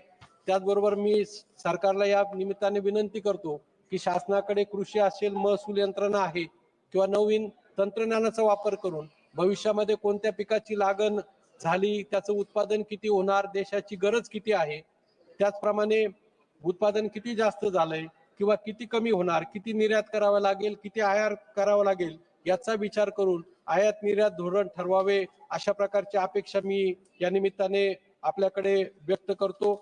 आमच्या नाशिक जिल्ह्यामध्ये निफाड या ठिकाणी डायपोर्ट होतोय, परंतु तो प्रश्न बऱ्याच दिवसापासून प्रलंबित आहे. एका बाजूला वाढवण बंदर होत आहे, दुसऱ्या बाजूला माझ्या मतदारसंघामध्ये निफाड इथे डायपोर्ट होतोय, परंतु त्यासाठी ज्या आवश्यक प्रक्रिया पूर्ण करून तो डायपोर्ट एका बाजूला वाढवण बंदर होतोय आणि दुसऱ्या बाजूला हा डायपोर्ट जर झाला तर माझ्या नाशिक जिल्ह्यातील शेतकऱ्यांना मग कांदा असेल, द्राक्ष असेल, डाळिंब असेल किंवा विविध शेतीमाल निर्यात करण्यास मोठ्या प्रकारे मदत होणार आहे. निफाड डायपोर्ट हा रेल्वेद्वारे वाढवण बंदराला जोडला जावा आणि वाढवण बंदराला जोडणारे जी कनेक्टिव्हिटी रस्त्यांद्वारे ती वाढवली गेली. त्याचप्रमाणे त्या ठिकाणी वाढवण बंदराच्या बाबतीमध्ये त्या भागातील शेतकऱ्यांच्या किंवा मच्छीमार लोकांच्या किंवा स्थानिक लोकांच्या ज्या अडचणी आहेत त्यामध्ये लक्ष घालून मदत करावी अशा प्रकारची मागणी मी या ठिकाणी या निमित्ताने करतो. हे जे विधेयक आहे हे केवळ एक पोकळ सुधारणा आहे असं मला वाटतं. याने केवळ फक्त मोठ्या कंपन्यांना फायदा मिळणार असून लहान व्यापारी आणि शेतकरी मागे पडतील आणि म्हणून डिजिटल प्रणालीचा अवलंब चांगला असला तरी त्यासाठी आवश्यक सुरक्षा आणि सुविधा विकसित केल्याशिवाय त्याचा फारसा उपयोग होणार नाही. कृषी क्षेत्राच्या गरजा लक्षात घेऊन निर्यात धोरणामध्ये ठोस सुधारणा करण्यात आल्या नाही. सरकारने शेतकऱ्यांसाठी, कृषी जिल्ह्यांसाठी स्पष्ट धोरण आखून निर्यातीला बळ देणारे उपाय करावेत. निर्यातीसाठी आवश्यक असणाऱ्या पायाभूत सुविधा, शीतगृहे, गोदामे यासाठी मोठ्या प्रमाणावरती निधी उपलब्ध करून द्यावा आणि सरकारने शेतकऱ्यांना स्थिर बाजारपेठ उपलब्ध करून देण्यासाठी ठोस योजना आणाव्यात. त्यामुळे ग्रामीण किंवा छोट्या शहरातील शेतकऱ्यांना, व्यापाऱ्यांना त्याचा फायदा होईल. फक्त मोठ्या उद्योगपतींसाठी या विधेयकाचा फायदा होणार नाही याचा सरकारने पुनर्विचार करावा अशी विनंती मी आपल्याला या वतीने करतो. धन्यवाद. धन्यवाद जी. माननीय सदस्य honourable member Viriato Fernandes ji. Thank you, Speaker, sir. I would like to thank my party leadership for giving an opportunity to speak on this very important bill. Sir, this Bill of Lading 2024 was introduced on August 9, 2024. It seeks to replace the Indian Bills of Lading Act 1856. Now, the Act provides a legal framework for issuance of bills of lading. A bill of lading refers to a document issued by a freight carrier to a shipper. It contains details such as the type, quantity, condition, and destination of goods being carried. Now, the Act states that a bill of lading is conclusive evidence of goods on board. It grants following persons all rights of suit and liabilities regarding the goods. A, the receiver as per the bill of lading. Second, any third party to whom the receiver may transfer the ownership of goods. Sir, when we are discussing the bill of lading, it is but necessary that we get into a discussion of shipping and shipping related matters, because the entire issue is related to shipping. In this context, I suggest the government should facilitate to modernize the shipbuilding industry in India, as we have huge potential to compete the shipbuilding industry in the world with the global industry of shipping. Now, when we speak of shipping, the name that pops up is the Shipping Corporation of India. A Shipping Corporation of India has played a huge role in contributing towards India's economy, and both during peacetime and during hostilities. But provisions in this bill makes one wonder what the real intention is by bringing this bill. Has the government involved all the stakeholders in formulating the bill? Or is it to dilute the stake of Shipping Corporation of India? At first glance, it seems that the bill is to carry forward the legacy of this government to hand over every aspect of our economy to their most favored businessmen. It's not a mere allegation, but because we know who it is. Now, there are certain factors that I would like to suggest to the government when the government is calculating the impact on the shipping industry by trying to bring this bill. Some of the related problems plaguing the shipping industry are container shortage, surge in freight rate and shipping cost, shipping delays at the ports, and turnarounds at the ports. Now, some of the major problems are at customs and immigration. Complex documentation, inaccurate or incomplete paperwork, goods misclassification, valuation issues, delays due to strict regulations, potential for corruption, lack of transparency in the process, and difficulties with classifying restricted or prohibited items, often leading to significant delays in import and export shipments. Key points about custom clearance issues in India at the ports are documentation challenges, missing or incorrect information on customs declaration, invoices, and other required documents that can cause delays. Incorrect classifying goods can lead to incorrect duty calculations and clearance issues. Valuation disputes. Disputes over the assessed value of imported goods can lead to delays and additional charges. Regulatory barriers. Complex system of import and export regulations, including restrictions on certain items, which can be difficult to navigate. Bureaucratic hurdles. The customs clearance process can be lengthy and involve multiple approvals, leading to delays. In some cases, custom officials may demand bribes to expedite the clearances of goods. So this bill of lading has to have provisions to ensure such practices are not allowed at the customs or at clearance places at the port. Lack of transparency. Importers may not have clear information on duty rates and other custom requirements, creating uncertainty. Technology issues. Glitches in the electronic customs clearance system can further hamper the process. Sir, recently, when we speak about shipping industry, the government has formed a 12-member panel to advise the government on the national shipbuilding mission. But sadly and surprisingly, why are the Indian shipbuilding designers not placed on the panel? Our shipbuilders have done tremendous progress and contributed in the shipbuilding industry in a big way. Some are involved in designs of corvettes, frigates, destroyers, passenger vessels, but none of them have been included in this particular panel. They're not only not included, but here we come to know that people who are nowhere connected with it are on the panel. I smell a rat because it looks like an entire exercise which may finally end up in breaking a shipping corporation of India. And who will gain from that? But the most favored businessman friend of the government. Sir, while presenting the budget, the Honorable Finance Minister announced a 25,000 crore maritime development fund, a revamped shipping building financial assistance policy to address cost disadvantages faced by Indian yards, a credit note scheme for shipbreaking in Indian yards to promote circular economy and infrastructure status to large ships above a specified size were also announced. Today, India holds less than 1% of the global shipbuilding market, but aims to break into top 10 ranking by 2030 and top 5 by 2047. Why not? We have to. But with such backward-looking provision, are we going to break into the top 10? Sir, coming to my state of Goa, everybody knows we are situated on the west coast of the country.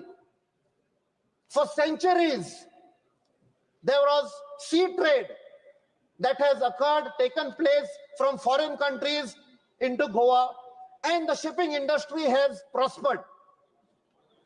The thrust of the government should be also to ensure that the shipping lines are exploited to the maximum so that it benefits not only the state but also the country in terms of economy. More trade, more business. Goa, unfortunately, was ruled for 450 years by a colonial power, again which came through the sea route. And as irony would be, today we are again become slaves of a trade which has come by sea, where the coal is being brought from Australia, and when it comes to the Mormugao Port Trust, which is now Mormugao Port Authority, again the coal has to go to other states like Maharashtra and Karnataka. So they are expanding tracks, they are expanding roads, and in the bargain, the beautiful state of Goa is getting destroyed. To the extent, a few days back, even the iconic, most revered temple of Lord Kapreshwar was demolished by authorities to facilitate this expansion. For what? And people who try to save the temple have been booked.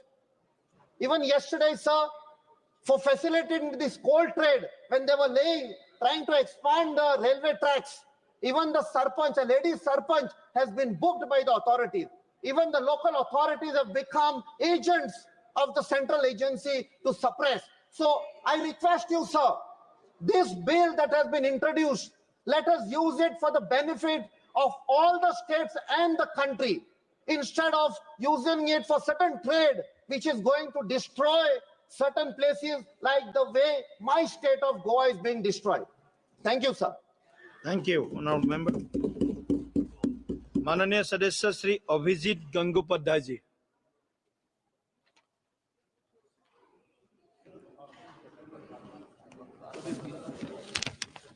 I thank my leader Narendra Modi ji, and also I thank Honorable Speaker while speaking in support of this bill.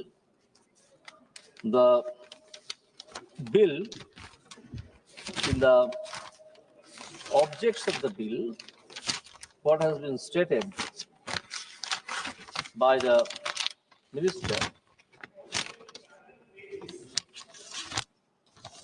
No, it is there.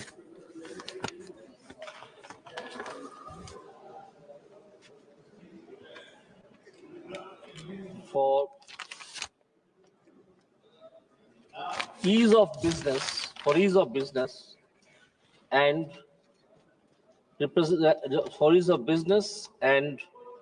for giving some directions to the persons involved in the business, which will take India at least 50 years ago, 50 years preceded from this time today by use of this bill.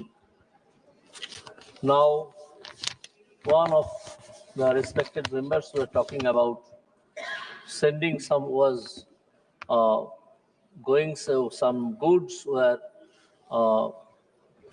indulged in water, having some furnace oil, etc., and nobody knew who was the owner of the goods. Here, without giving any blow to the earlier bill, which has been repealed by this act, without giving any blow, it has been stated clearly that the consignee would be accepted as the owner of the goods, where the property in the goods would transfer to the consignee. It is a deeming provision. It is a fiction of law that while before this, in the bill of lading, the consignor and consignee was mentioned, and it was the consignor who was taken as the owner of the goods. Here, by using one legal fiction, it has been done that the property in the goods means the ownership of the goods will be deemed to have been transferred to the shipper. That is the owner of the ship through which the good was being sent and also the consignee to whom it has been sent. The result, suppose 1,000-ton smuggled coal from West Bengal, is transported by ship from Bengal to some other country outside India, and if it is caught by any of the Navy or any of the water monitoring authority, then the first question would be, who sent this 1,000 tons of coal? This coal is coming to my mouth because of the reason that there is a coal scam, huge coal scam in West Bengal. Who is the owner of this coal? Who is the owner of this coal? Now nobody will be able to find it out. Who is the owner of the coal? Here it has been done that it is deemed, it will be considered, it will be accepted that the person who is shipping the coal is the owner of the coal. That's the advantage which has been created by this bill in modern terms instead of a bill of 1800. A bill which was framed in 1800. A new bill was required, is always required to come to bring the new terms in the act. Here another very important is section 2, where the liabilities also, not only the rights, liabilities also has been fastened upon the shipper, that is the consignee or the person who is transporting the good. Bill of lading is actually a paper, a document which shows that who is sending the goods, what is the amount, where it is being sent, and to whom it is being sent. Bill of lading is very simple thing. Bill of lading, some informations are given. Now it was always considered that the person who is sending the bill, he is the owner. Now in this bill, it has been stated at the very outset that is the object and reasons to transfer of rights of suit and all liabilities to the consignee. If something happens to the good, who would sue? The person who has some insurable interest in the good. Why I'm saying insurable interest? Because anything which is to be shipped is bound to be insured.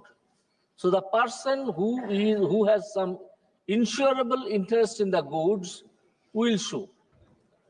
Now, if the person is not available, if the shipper says that yes, somebody booked it, if the consignee said yes, I sent some money, but the person who sent it is never found, so there will not be any suit.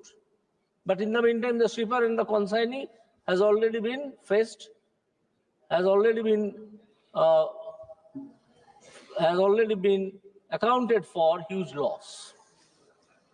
So in this bill, it is stated that who will extract the money, that is the damages caused due to some problems which has been shipped in the goods, and not only the goods, some goods which is mentioned in the bill of lading but has not been given in the ship.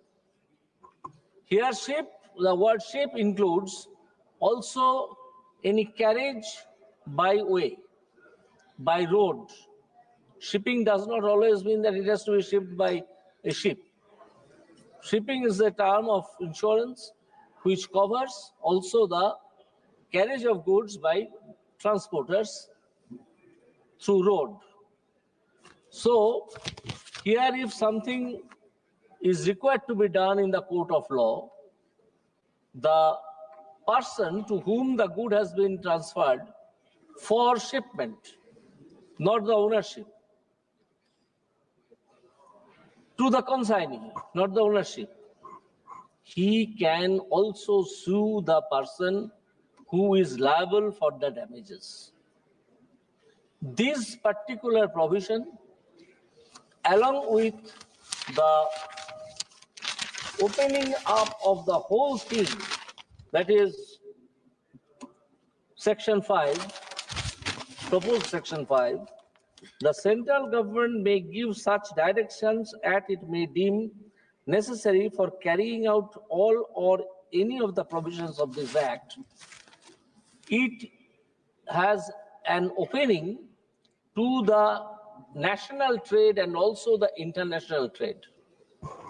For doing something, if some direction is required, a person is to go to the court of law, where a litigation will continue for 20 years. Hereas the government has taken the responsibility of giving directions. If the direction is bad, court has also already vested with the power by Constitution of India to declare it as bad. So whether it is a bad decision or good decision, I am not on that. I am on the question whether the government can issue certain directions for the betterment of the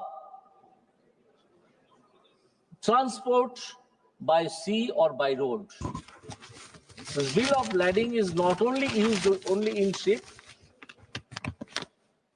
it is also used in transport and also in multimodal transport act. Under multimodal, we have one multimodal transport act, which shows that some goods will start, say, from Calcutta to Paradip, from Paradip to some other country, from that country, from the port to some factory. For the whole thing, one bill of lading can be used. This is said multimodal transport. So this multimodal transport will also come within the meaning of this act. So while supporting the bill, I say that it has opened up an area for our country which is very progressive, which will bring India at least 50 years ahead of our time. Thanks to all. I conclude. Thank you, Honorable Member. Honorable Members, M. Gurumurthy ji.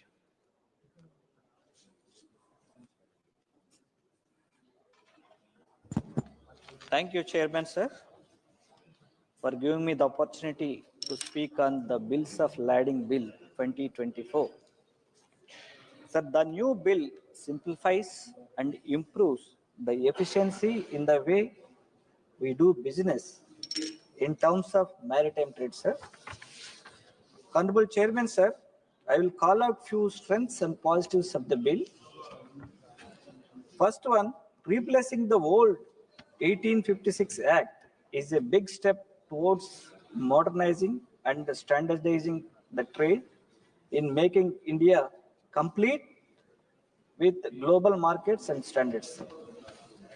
And second point, sir, this bill brings clarity in the supply chain and in protecting the interest of shippers, freight carriers, and third-party buyers, reducing any potential disputes, sir. And third point, sir, as India becomes fifth largest economy of the world, and in the view of the strides that we are making in making India movement, truly complements such changes the bill, sir. Chairman, sir, as a representative from Andhra Pradesh, a state which has second longest coastline in India, I know how important this law is for strengthening India's maritime trade. Sir, in this time, I want to recall, under the leadership of our ex-CM Sri Y. Jagan Mohan Reddy Garu, Andhra Pradesh has taken several steps to boost the blue economy and seen a substantial growth. To refer briefly, sir, building 3 new greenfield ports at Bhavanapadu, Machilipatnam, and Ramayapatnam, and developing 9 fishing harbors to support fishermen, exports, and substantial practices, sir. These harbors increased fishing and prawn catching by approximately 4.5 lakh tons, contributing 9,000 crores gross value added, sir, and providing employment of 1 lakh fishermen community, sir. Chairman, sir, I see there is a big necessity and action on our, sir. As outlined, Part 10, 13th Schedule in Infrastructure and Special Economic Measures of the Andhra Pradesh Reorganization Act 2014, the Government of India committed to develop of a new major port at Duggarajpatnam in Tirupati Parliamentary Constituency, sir. Despite this provision, the project initiation has not yet commenced, sir, while that was expected to kick off by 2018 itself as a phase 1, sir. Chairman, sir, I urge the government to expedite the development of shipbuilding and port infrastructure at Duggarajpatnam in Tirupati Parliamentary segment, sir. This project holds immense potential and regional economic growth and national maritime advantage, sir. Honorable Chairman, sir, I would like to call out few challenges of this bill, sir. First one, although the bill recognizes the rights of bona fide holders of bills of lading, it does not transferring bills giving support and encouragement to the small traders in propelling the maritime economy, sir. And second point, sir, the dispute resolutions are not heavily discussed, which could lead to unpleasant scenarios between consignees, shippers, and the liability, sir. Rights under the bill, sir. And third point is, sir, I would like to call out for training programs to build the capacity formation, that is needed in terms of infra, coordination and seamless coordination, sir. Thank you, sir. Finally, we support this bill, sir. Thank you, honorable member. माननीय सदस्य श्री चंद्रशेखर जी। धन्यवाद सभापति जी कि आपने मुझे landing bill pay अपनी बात रखने का मौका दिया। सभापति जी, 1856 में जो कानून बनाया गया और मैंने बिल पढ़ा, क्या पढ़ने के बाद मुझे एहसास होता है कोई बदलाव नहीं, सिर्फ कॉपी पेस्ट किया गया। तो सरह लेने में और प्रचार करने में तो मौजूदा सरकार को मेडल अलग से देना चाहिए कि कॉपी पेस्ट कर दिया और सरह ले लिया कि ये हमने किया है। नाम बदलने में और सरह लेने में हमारी सरकार को महारत हासिल, जबकि हकीकत ये है कि ये इंटरनेशनल लॉ है जिसके आधार पर सभी देशों को काम करना पड़ता है। अगर सरकार कुछ बदलाव चाहती थी तो इसमें बिल को इलेक्ट्रॉनिक फॉर्मेट में कर सकते थे। ये डिजिटल युग है, चर्चा होती है और सब जगह, आप तो फोन से लेकर सब जगह जो है डिजिटल बातें होती हैं, लेकिन फॉर्मेट आपने कागज में ही रखा है। कई देशों के बिल इंडिया में ही बन रहे हैं मैन पावर की वजह से, वहां मैन पावर कम है, यहाँ मैन पावर ज्यादा।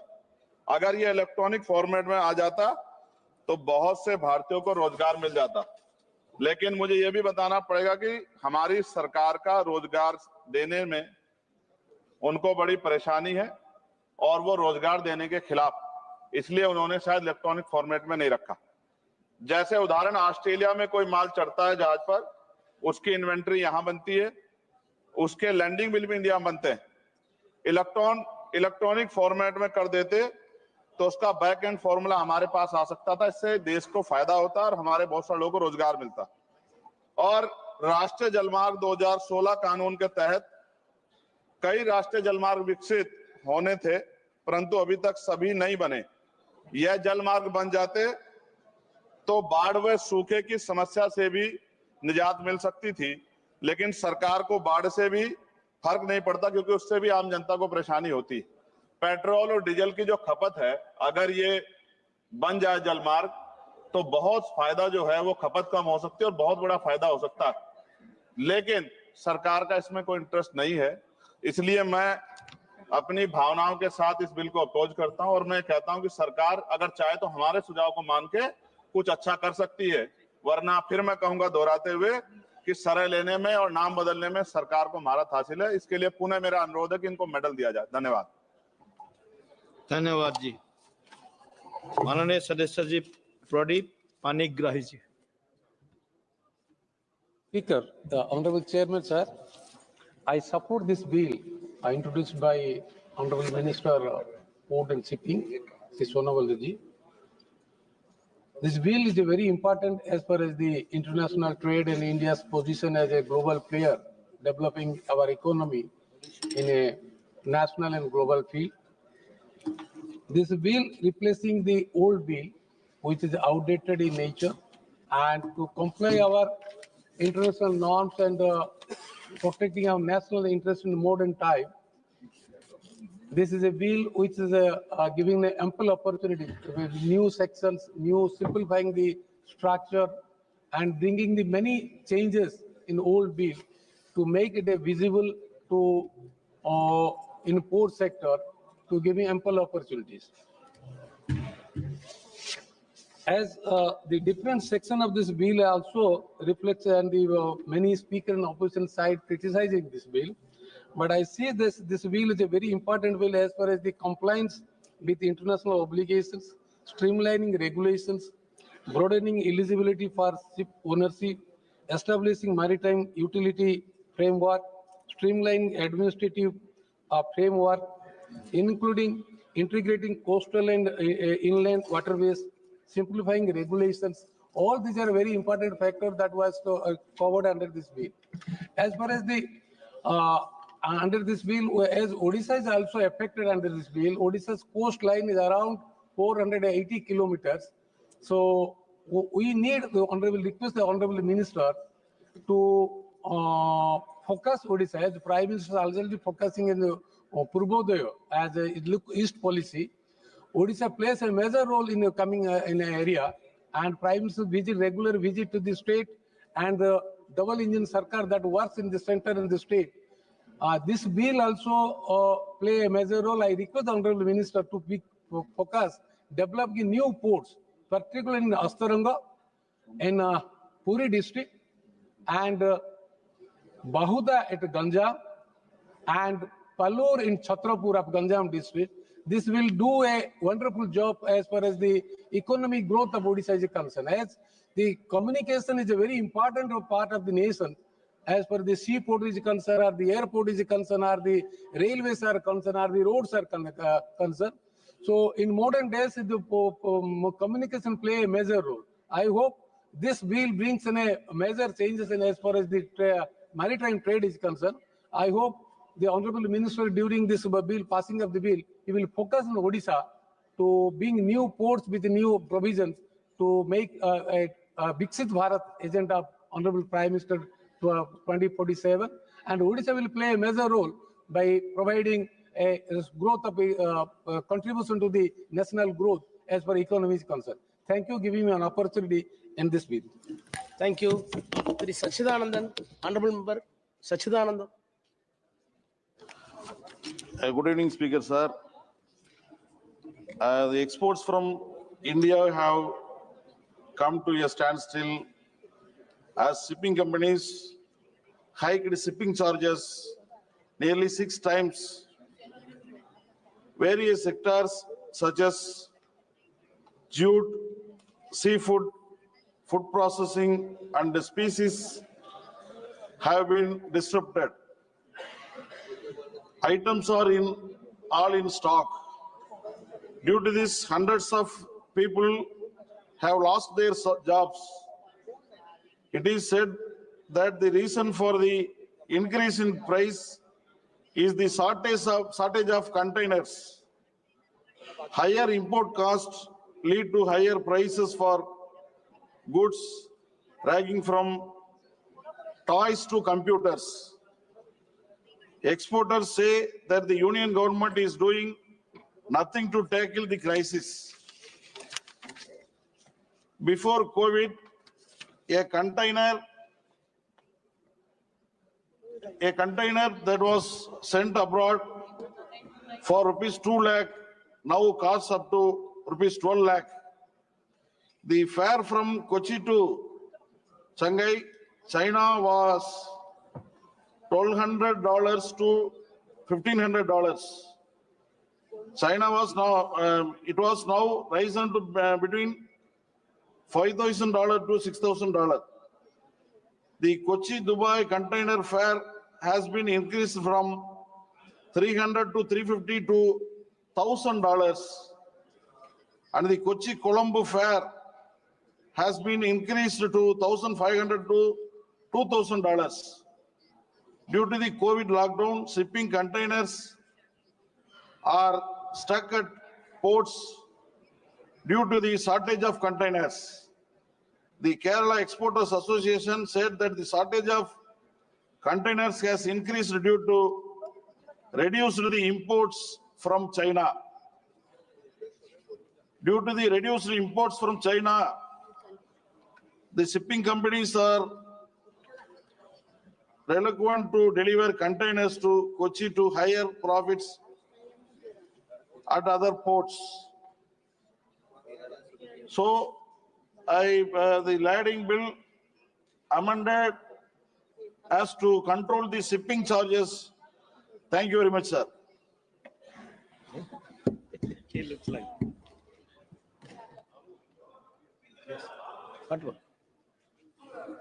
Raja Ram Singh, Honorable Member.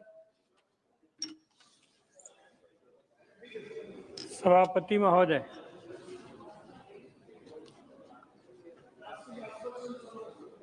ये शिपिंग बिल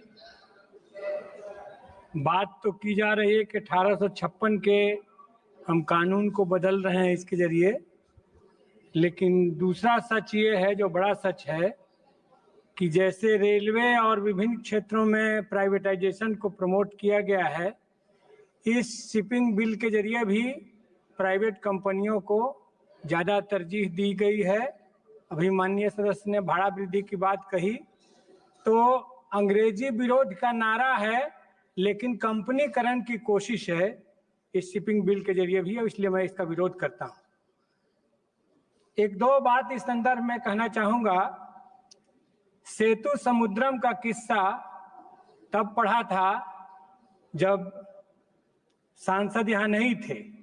एक अखबार में रिपोर्ट पढ़ी कि सेतु समुद्रम से बड़े जहाजों को ले जाना है और उसके लिए भारत सरकार ने एफिडेविट करके सुप्रीम कोर्ट में दिया है कि सेतु समुद्रम कुछ भी नहीं था, वो लंका के बीच में वो पहाड़ बना हुआ है, प्राकृतिक बनावट है, और राम रावण युद्ध नहीं हुआ था। तो एक तरफ राम मंदिर पर राजनीति की जाती है और दूसरी तरफ कॉर्पोरेट हित जहां टकराते हैं वहां पर ये एफिडेविट करके सुप्रीम कोर्ट में दिया जाता है। तो व्हाट इज दिस? ये क्या है? ये कौन सा अपॉर्चुनिज्म है? और दूसरी बात, एक समय देश में दाल का संकट हुआ था और उस समय अफ्रीकन कंट्रीज में बड़े कॉर्पोरेट घरानों ने जमीन खरीदी कि इस पर दाल उत्पादन होगा और अडानी के जहाज से वो दाल भारत आएगा। तो यह जो फेयर का एक डील है, इसको इस बिल के जरिए और सुगम बनाया गया है। तो मैं कहना चाहता हूं कि ये ठीक नहीं है। और तीसरी बात जो मैं कहने के लिए खड़ा हुआ हूं कि शिपिंग इंडस्ट्री में जो रेगुलर काम है, नियमित रूप से नियमित बहालियों को छोड़ करके अब कॉन्ट्रैक्ट मजदूरों की बहाली हो रही है और उनको बहुत ही कम पेमेंट दिया जा रहा है, उस पर खटवाया जा रहा है दिन रात, जबकि वो रेगुलर काम है। और इस पक्ष पर बिल में कोई चर्चा नहीं है कि जो शिप बनाते हैं, शिप चलाते हैं, शिप पर काम करते हैं, उसमें जो काम करने वाले लोग हैं उनकी जीवन स्थिति क्या है, मजदूरों की स्थिति क्या है, और उनको रेगुलर बहाली अगर रेगुलर काम के लिए पहले था तो आज उसको क्यों खत्म किया जा रहा है और उसको भी उचित मानदेय या वेतन नहीं दिया जा रहा है, ना उनके जीवन की अच्छी स्थिति है। तो महोदय, यही मैं कहना चाहता हूं कि आने वाले दिनों में एक बात और कह करके अपनी बात खत्म करूंगा। पारादीप बंदरगाह सरकारी है उड़ीसा में, उसके बगल में एक प्राइवेट कंपनी को बंदरगाह देने की कोशिश की गई। उन्होंने उस समय, हालांकि वो बहुत प्रोटेस्ट हुआ, फिर वापस हुआ वो निर्णय, लेकिन उसमें कोशिश ये थी कि हमारे आयरन ओर को सीधा उस अपने प्राइवेट बंदरगाह से वो अपने देश में ले जाएं और अपने यहाँ आयरन बना करके और वो सेल करें या उसको अपना इस्तेमाल में लाएं। तो ये जो धीरे धीरे ये कोशिश चल रही है, उड़ीसा के, गुजरात की कहानी हम बराबर देख रहे हैं कि प्राइवेट पोर्ट पर किस तरह से बड़े पैमाने पर ड्रग्स आ रहे हैं, कुछ सीज हो रहा है और बाकी देश के अन्य हिस्सों में जा रहा है, हमारे नौजवानों की सेहत खराब कर रहा है।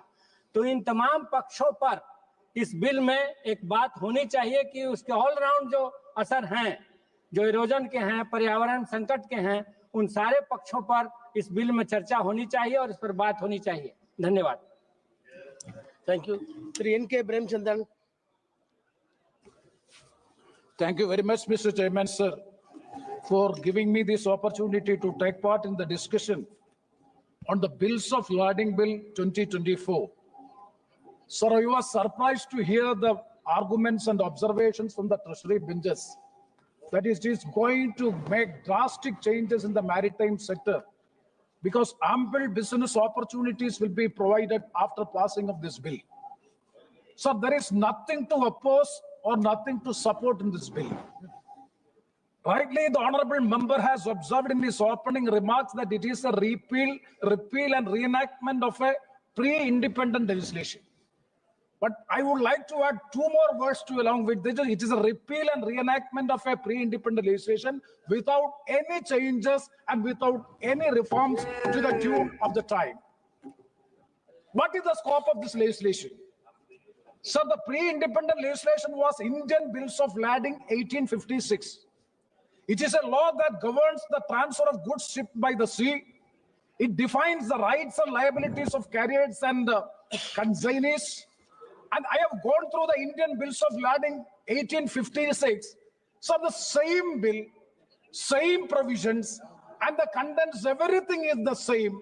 Then what is the scope of bringing a new bill without any changes in order to suit with the situation, in order to suit with the new liberalized economic era? Because this bill is enacted in the year 1856. That is 170 years ago, this bill was passed by the British legislature or British India government.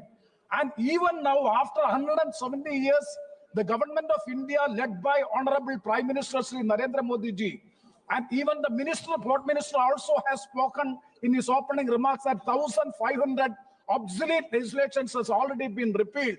And we want to decolonize the legislations, as in the case of IPC, Criminal Procedure Code, and Indian Evidence Act, but copying it in a different form. Nothing else is there.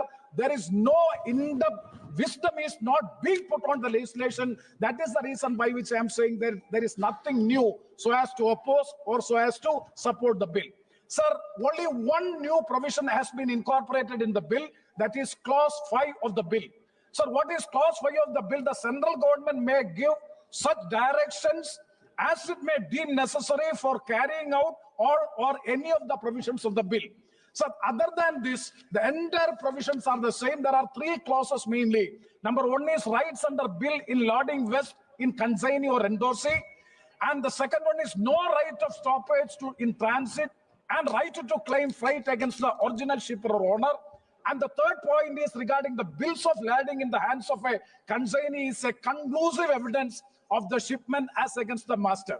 This is the content of the bill 1856 as well as 2025 bill is same provision, same content, nothing is to be.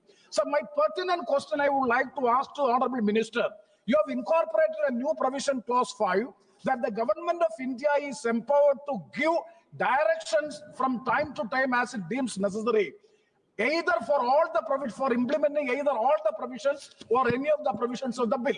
So I would like to know from the Honorable Minister, even if there is no such provision in the bill, a bill passed by the Parliament, Government of India is empowered to give directions so as to implement the provisions of the bill. It is implied. There is no need of an explicit provision in the bill that the government can give directions for the implementation of the provisions of the bill. So what is the purpose of incorporating a new provision clause 5 in the bill? Just to show that we have reformed the bill. That is the only reason why we say new bill has been brought in. Otherwise, you have to come with so many changes. Sir, I have got 5 suggestions. Let me come with these positive, very concrete, positive suggestions. So the number 1 is the lack of adequate safeguards for Indian exporters and importers.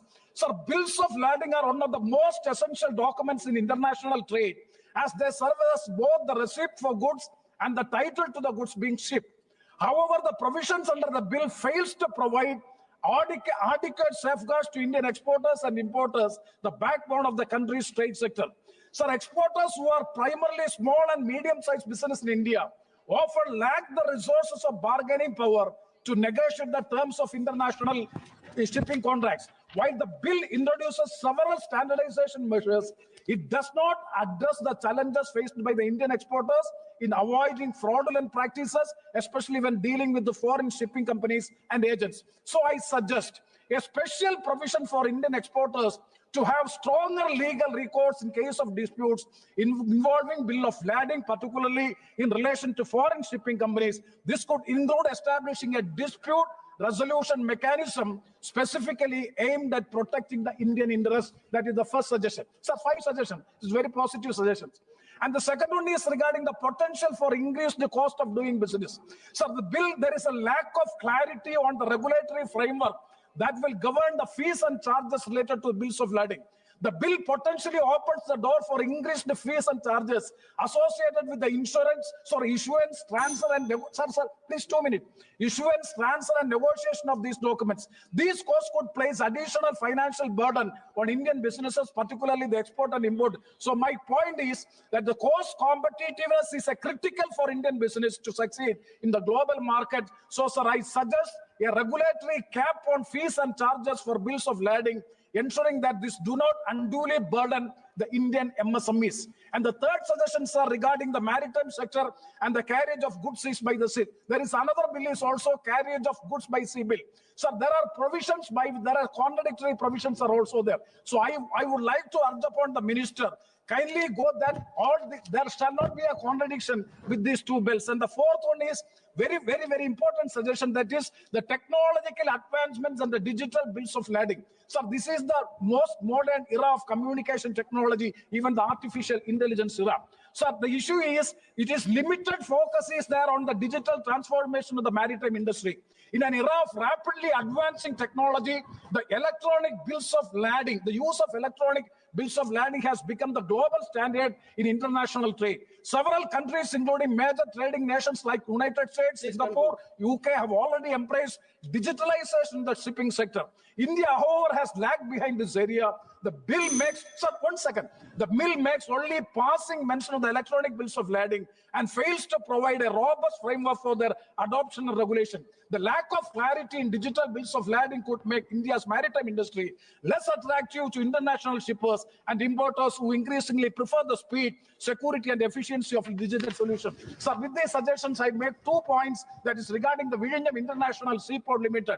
There was a commitment on the part of the government of India that after the completion of the Vizhinjam International Seaport Limited, there is an commitment on the part of the government of India that viability gap funding will be provided to the Vizhinjam International Port. But now the government of India is withdrawing from their commitment to provide the VGF. That has to be taken into consideration. And the last point, sir, regarding my constituency, there is a Kollam Port Honorable Minister, Mr. Suresh Gopi is also sitting. He is also from my constituency. He is born and brought from my place, and we studied with me in my college. And he is well aware of this fact. Sir, my point is that is Kollam Port, it has started since long. Unfortunately, it is not been operational. Yes, the government of India clearance has been given. There is a, sir, 1 second. There is a Minikoi to Kollam ship travel possibility is there from Lakshadweep. That may be considered. With these points, I in a way support the bill.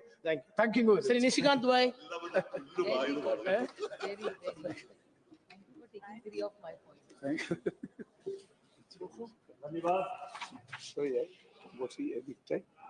धन्यवाद सभापति महोदय।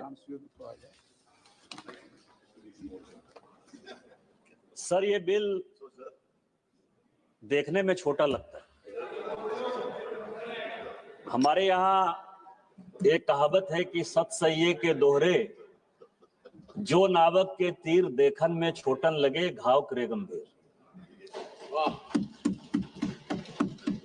इसका क्या impact है? अभी हमारे पहले जो स्पीकर बोल रहे थे, उनको माननीय प्रधानमंत्री जी ने क्या किया पिछले 10-11 साल में, शायद उसके बारे में वो पूर्णतया समझते नहीं है या समझाना नहीं चाहते, या अपोजिशन का जो रोल है सभी बात का विरोध करना, वही विरोध करना चाहते।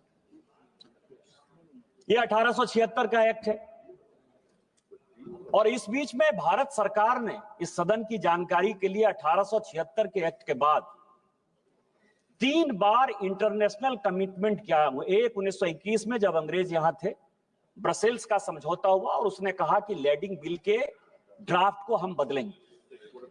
और दूसरा, जब कांग्रेस की सरकार थी, जनता पार्टी की सरकार, पहले 1978 में, और फिर 1989 में जब राजीव गांधी जी थे, उन्होंने इंटरनेशनल फोरम पर यह बातें कही कि लैंडिंग के बारे में जो वहन पत्र है, जिसके बारे में कि लाना ले जाना, सामान कैसे, किसकी डिलीवरी होगी, कौन उसका मालिक होगा, उसके लिए हम एक्ट में संशोधन करेंगे। और 1992 में फाइनली नरसिम्हा राव ने उस एक्ट पर साइन किया।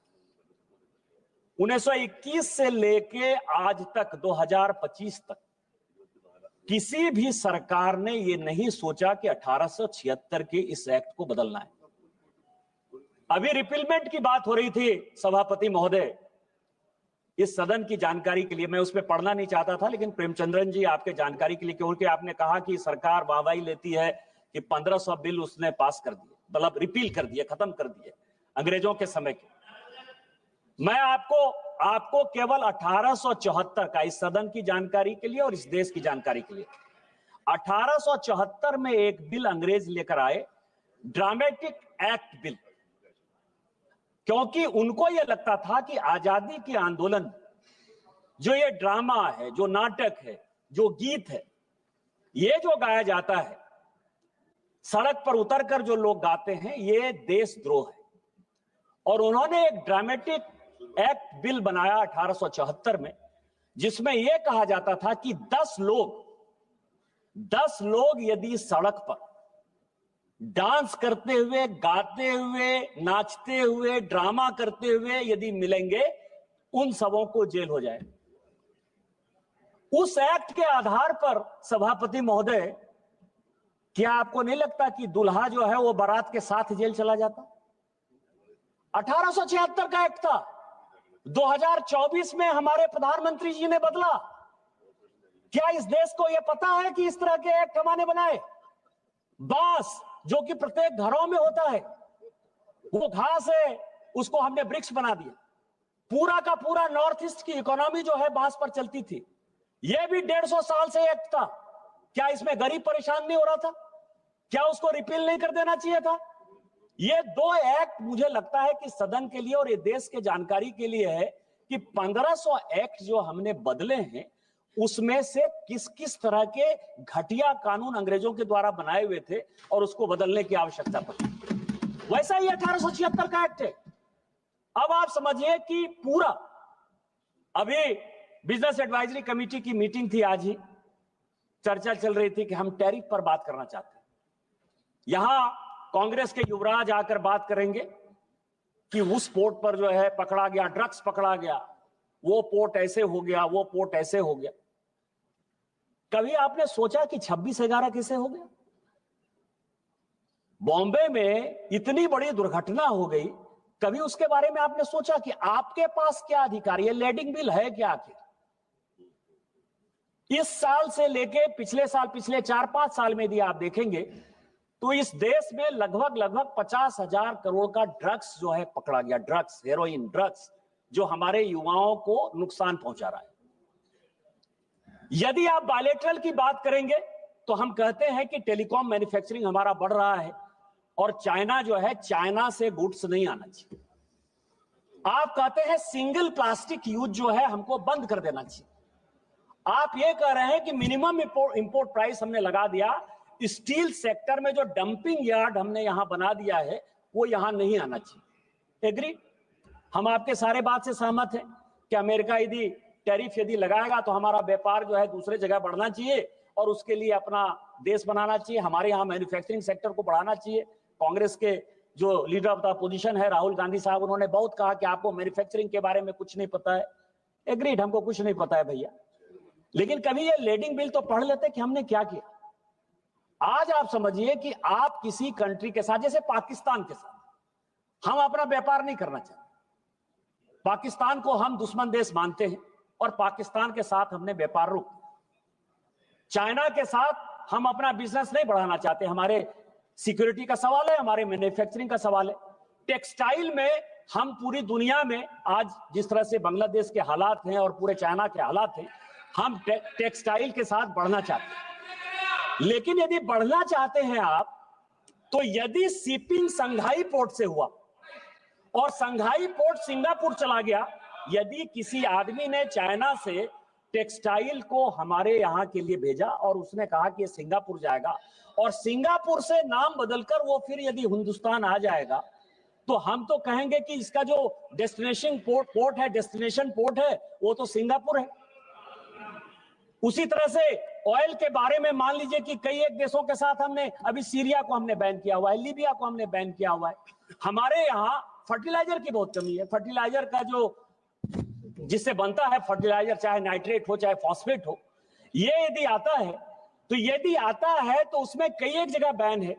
तो जो पोर्ट है, कहां से ये कंसाइनी को दिया गया, कहां शिप पर ये लोड हुआ, कितना केजी लोड हुआ, कहां से ये शिप कहां गया, उस शिप से फिर वो भारत में किस तरह से आया, या भारत में जो लोड हुआ। जैसे मैं आपको बताऊं कि ब्लैक मनी की बहुत बात होती है इस देश में।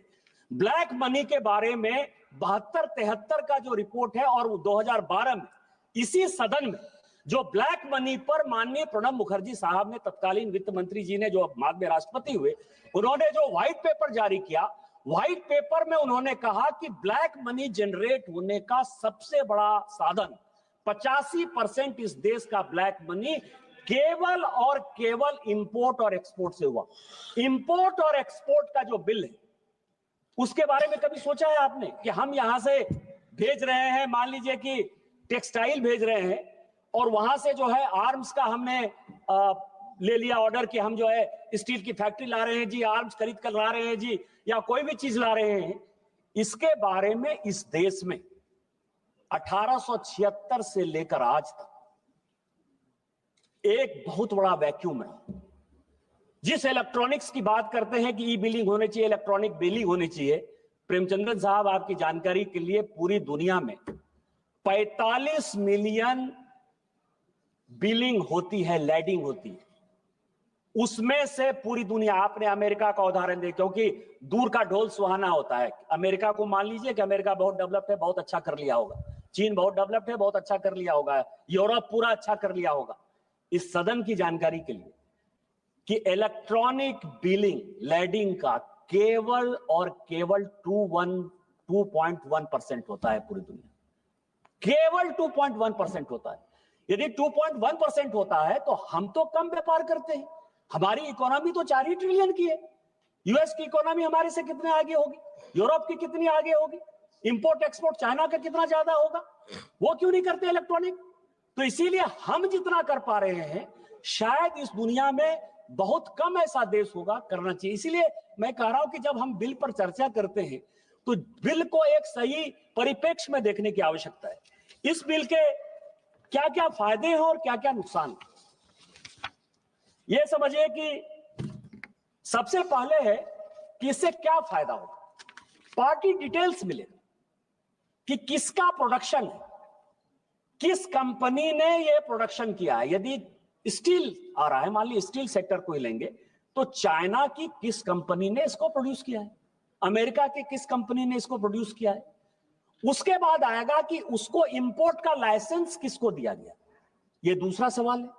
इंपोर्ट के लाइसेंस के बाद जब वो पोर्ट पहुंचेगा तो पोर्ट में जो है उसको यह बताना पड़ेगा शिप ऑनर को, कि शिप ऑनर को यह बताना पड़ेगा कि इस इंपोर्ट के लाइसेंस के लिए यह ऑथराइज था, उसने इस शिप पर चढ़ाया।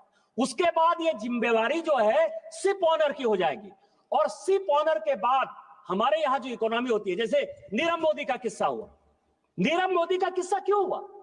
क्योंकि बैंक की जो गारंटी थी, जिसको एलसी कहते हैं, जिसके आधार पर कि भारत में कोई सामान आएगा या भारत से कोई सामान जाएगा, तो जो बैंक एलसी खोलता है, जो आपको लाइन ऑफ क्रेडिट देता है, उसमें से आपको पता है कि पंजाब नेशनल बैंक का परेशानी हुआ, स्टेट बैंक ऑफ इंडिया का परेशानी हुआ। यह परेशानी के लिए वो कौन सा आदमी है जिसने कि एलसी मंगवाया है, कौन सा आदमी। जैसे गुजरात के पोर्ट में आप कहते हो कि ड्रग्स पकड़ा गया, ड्रग्स किसने मंगाया, who knows, nobody knows। और आप फिर भारत सरकार, तो इसमें लैडिंग बिल में जो सबसे बड़ा है कि पार्टी का डिटेल्स आएगा, उसकी पूरी चेन आएगी। क्या ये बिल आने की आवश्यकता नहीं थी? दूसरा है कि कार्गो जो है, कार्गो कहां से कहां गया। आज मैं बताऊं कि कई एक ऐसे कंट्री हैं, जैसे यूएस ने कई एक, रूस को बैन कर रखा है। आपको पता है कि रूस से यदि कई एक सामान यदि जाता है, अमेरिका जाता है, वो कैसे जाता है? तो जो उसकी फ्रेंडली कंट्री है, मान लीजिए कि ब्रिटेन उसका फ्रेंडली कंट्री होगा, सिंगापुर उसका फ्रेंडली कंट्री होगा, तो रूस से वो सामान जो है शिप होकर चला गया सिंगापुर, चला गया वो यूके, और वहां से जो है वो वापस जो है यूएस के रास्ते में चला जाता है। लेकिन जब हम ये बिल लेकर आएंगे, लेडिंग बिल आएंगे, तो उसमें पूरा का पूरा ट्रांसपेरेंसी होगा कि डेस्टिनेशन कहां से ये निकला। ये जो है ये दूसरा है। तीसरा है कि कार्गो जो है, कार्गो वो वेट नहीं करेगा। एक सीएजी की रिपोर्ट आई कि यूपीए के सरकार के समय कम से कम 50,000 करोड़ रुपया सालाना केवल लॉजिस्टिक और कार्गो वेट में जाता है। आपको पता है कि आज की डेट में कई एक ऐसे पोर्ट होंगे, क्योंकि पोर्ट सेक्टर में कई एक समस्याएं हैं। जैसे कई एक लोगों ने कहा कि राज्यों का सवाल है, राज्यों का इन्फ्रिजमेंट है, राज्यों के पास पोर्ट है। मुझे कभी कभी हंसी आती है और कभी कभी परेशानी होती है कि पता नहीं इस देश में क्या होगा। यहां दो चीजें, मेजर पोर्ट है और माइनर पोर्ट। मेजर पोर्ट कौन है? जो भारत सरकार जिस पोर्ट को बनाती है। मैं आपको बताऊं, जैसे यहां दादा स्वागत बाबू बैठे हुए हैं, कलकत्ता का जो पोर्ट है वो मेजर पोर्ट है और जो हल्दिया का पोर्ट है वो माइनर पोर्ट। मेजर पोर्ट इसीलिए कि वो भारत सरकार ने बनाया और हल्दिया का पोर्ट यह है कि राज्य सरकार के सहयोग से बना। मेजर और माइनर पोर्ट का ये फर्क है। माइनर पोर्ट मेजर पोर्ट से ज्यादा बिजनेस कर रहा है, व्यापार कर रहा है। कई एक माइनर पोर्ट ऐसे हैं जिनको कि मेजर पोर्ट से उनका कोई कंपटीशन नहीं है, वो माइनर पोर्ट ही पड़ा है। लेकिन डिफिनेशन क्या है? जो केंद्र बनाएगी वो मेजर पोर्ट है, जो राज्य बनाएगी वो माइनर पोर्ट है, और उसका जो लेजिस्लेशन है वो भारत सरकार एक का तय करेगी, एक का राज्य सरकार तय करेगी। जैसे अरविंद सावंत जी मैरीटाइम बोर्ड की बात कर रहे थे। लेकिन जो कस्टम एक्साइज है, जो 5 किलोमीटर के बाद इंटरनेशनल बॉर्डर है, जाने और अनजाने इंटरनेशनल बॉर्डर पर भारत सरकार का ही अधिकार है। भारत सरकार ही इन चीजों को देखेगी। भारत सरकार ही, मान लीजिए कि कई एक ऐसे हैं, पनामा कैनाल से लेकर सुएज कैनाल तक हमेशा इंटरनेशनल लड़ाई होती रहती है। इंटरनेशनल लड़ाई होती है तो कौन सा कार्गो कहां जा रहा है, कहां आएगा, ये डिटर्मिनेशन कौन करेगा? भारत सरकार जो है उसको सिक्योरिटी कैसे देगी? तो इस आधार पर जो वेटिंग है, कई एक कार्गो जो है कई एक पोर्ट पर हमेशा जो वेट करते रहते हैं, इस एक्ट के बाद, लेडिंग एक्ट के बाद उसमें एक बड़ी ट्रांसपेरेंसी आ जाएगी। मैं केवल 2-4 मिनट में खत्म करूंगा क्योंकि बोलने वाले बहुत लोग नहीं थे, इसीलिए। इसके बाद टर्म्स ऑफ पेमेंट, मैंने जैसे कहा कि एलसी यदि खोलते हैं, कई एक बैंकों के साथ जो है कि सामान यहां आ जाता है और सामान लेने को तैयार होते हैं, या क्वालिटी जो है उसकी इतनी खराब होती है, जैसे हम ही यहां से भेजते हैं तो मान लीजिए यूएस किसी चीज को रोक देता है, सिंगापुर किसी चीज को रोक देता है, यूरोप किसी चीज को रोक देता है कि हम उस तरह का नहीं कर सकते हैं, तो जो टर्म्स ऑफ पेमेंट है वो पहले से निर्धारित होगा। वो सीपर पर, कंसाइनी पर जो है इस लेडिंग एक्ट के बाद, क्योंकि ये बिल जो है वो इंटरनेशनल एक्ट 1878 का जो हमने साइन किया है उसके आधार पर ये बना है, तो वो तय हो जाएगा। उसके बाद जो मैंने सबसे बड़ा इंपॉर्टेंट जो इसमें डेवलपमेंट है कि जो बिलिंग है, बिलिंग जिनके साथ हमारे आज के डेट में क्या हुआ है कि 3-4 एग्रीमेंट भारत सरकार ने लगातार किए। एक तो बायलैटरल एग्रीमेंट हमने स्टार्ट किया है कि एक देश के साथ दूसरे देश का क्या रिलेशन, बस 4-5 मिनट में खत्म करूंगा सभापति महोदय केवल। तो जो उसका जो बायलैटरल है, बायलैटरल में हमने मान लीजिए कि किसी के साथ टैरिफ में किसी को कंसेशन दिया या किसी के साथ हमने सहयोग किया, जैसे नेपाल हमारे साथ है, भूटान हमारे साथ है, हम इंडोनेशिया के साथ, साउथ ईस्ट एशिया के साथ, कंबोडिया के साथ पूरा बिजनेस करना चाहते हैं। कई एक ऐसे कंट्री हैं, जैसे नेपाल एक ऐसा कंट्री है, भूटान एक ऐसा कंट्री है जिसके पास पोर्ट नहीं है। तो इनलैंड वाटरवेज के साथ जब उनके हम सामान को ले जाएंगे तो वो बिलिंग जो है वो महत्वपूर्ण होगा कि ये मेड इन नेपाल है, मेड इन भूटान है, और इस तरह से कई एक कंट्री में जो उनकी व्यवस्थाएं हैं, लोग उसको, जैसे बांग्लादेश के साथ टेक्सटाइल सेक्टर में आपको पता है कि 10% कंसेशन है, इसीलिए हम उसके साथ मुकाबला नहीं कर सकते। तो ये सारी चीजें तय हो जाएंगी। केवल अंत में सभापति महोदय, इस सदन में चोला बंद से लेके लैंग्वेज के ऊपर बहुत बातचीत हो रही है। ये देश संविधान से चलता है, आर्टिकल 343 से लेके 348 तक। नेशनल लैंग्वेज क्या होगा, बातचीत करने का लैंग्वेज क्या होगा, तमिल की क्या स्थिति होगी, हिंदी की क्या स्थिति होगी, अंग्रेजी की क्या स्थिति होगी, इस देश में पहले से निर्धारित है। इसीलिए मेरा आग्रह होगा कि डीएम के चुनाव हारने के डर से, वोट बैंक की पॉलिटिक्स के आधार पर कभी भी लैंग्वेज की बात नहीं करे और सेंटिमेंट को खत्म नहीं करे, क्योंकि आर्टिकल 15 में किसी भी कास्ट पे, रिलीजन पर, रेस पर कोई चर्चा नहीं हो सकती। और संविधान को यदि बाबा साहब अम्बेडकर के संविधान को डीएम के खत्म करना चाहती है तो भारतीय जनता पार्टी में जब तक मोदी जी की सरकार है हम उसको खत्म नहीं करने देंगे, हम मुकाबला करेंगे। Try it. Coming elections, use that as the plank. Use that as the plank in 2026 elections. Try it and see if you can. Supriya Sule, please. Thank you, sir. I stand here in support of this bill. My colleague from the Treasury bench, I think, has not heard the earlier speeches. Most speakers who have spoken since the debate has started have specifically supported the bill. So I think it's an illusionary information that he has spoken on that people are objecting to this bill. I think Sonwalji in his opening line has made it very, very clear from what he has explained in the bill that he is not making any drastic changes in the bill. It is just renewing, changing of name and that and the year, and there has not been much changes is what he has said in the bill when he opened his speech. So my colleague and friend Nishikant Dubey ji was under an illusion that the entire opposition is in a very combative mode against this bill. Let me with full humility say that the entire opposition with full humility has always in support of this bill, because we understand that this is not some great policy change that they have done in this. Well, was there opportunity to do it? Of course there is. There is always an opportunity to improve. But I would like to ask specific questions, since it came from the Treasury bench, that they have said they have made it far more transparent than it was. I would like to ask the Honorable Minister in his reply to explain to us the comparison of earlier it wasn't transparent and today it is transparent. Like a small example they gave, that if it's one of the countries you don't want to work with or you don't have trade with, and the goods from that country come to our country, the country of origin would always be known, and then we can take a decision. So since this is a very serious policy comment that has come from the Treasury bench, I would seek a clarification from the Honorable Minister of what is the status before and what it is today. Well, in this maritime trade that we are talking and maritime commerce, well, India in this entire global trade, we have a large seashore. And from the state where you come from, Tamil Nadu, where I come from, Plain Chandraji comes from, we have a big coast. And we have been, over the years, we have all tried to develop all our ports to generate more trade and more jobs for all our people. Well, given the economy of the country today, the rupee where it stands today, imports is something that this government should be very, very concerned about. As long as we are exporting, we are in a very good position. But I'm not sure what really of levels of trade are we doing right now.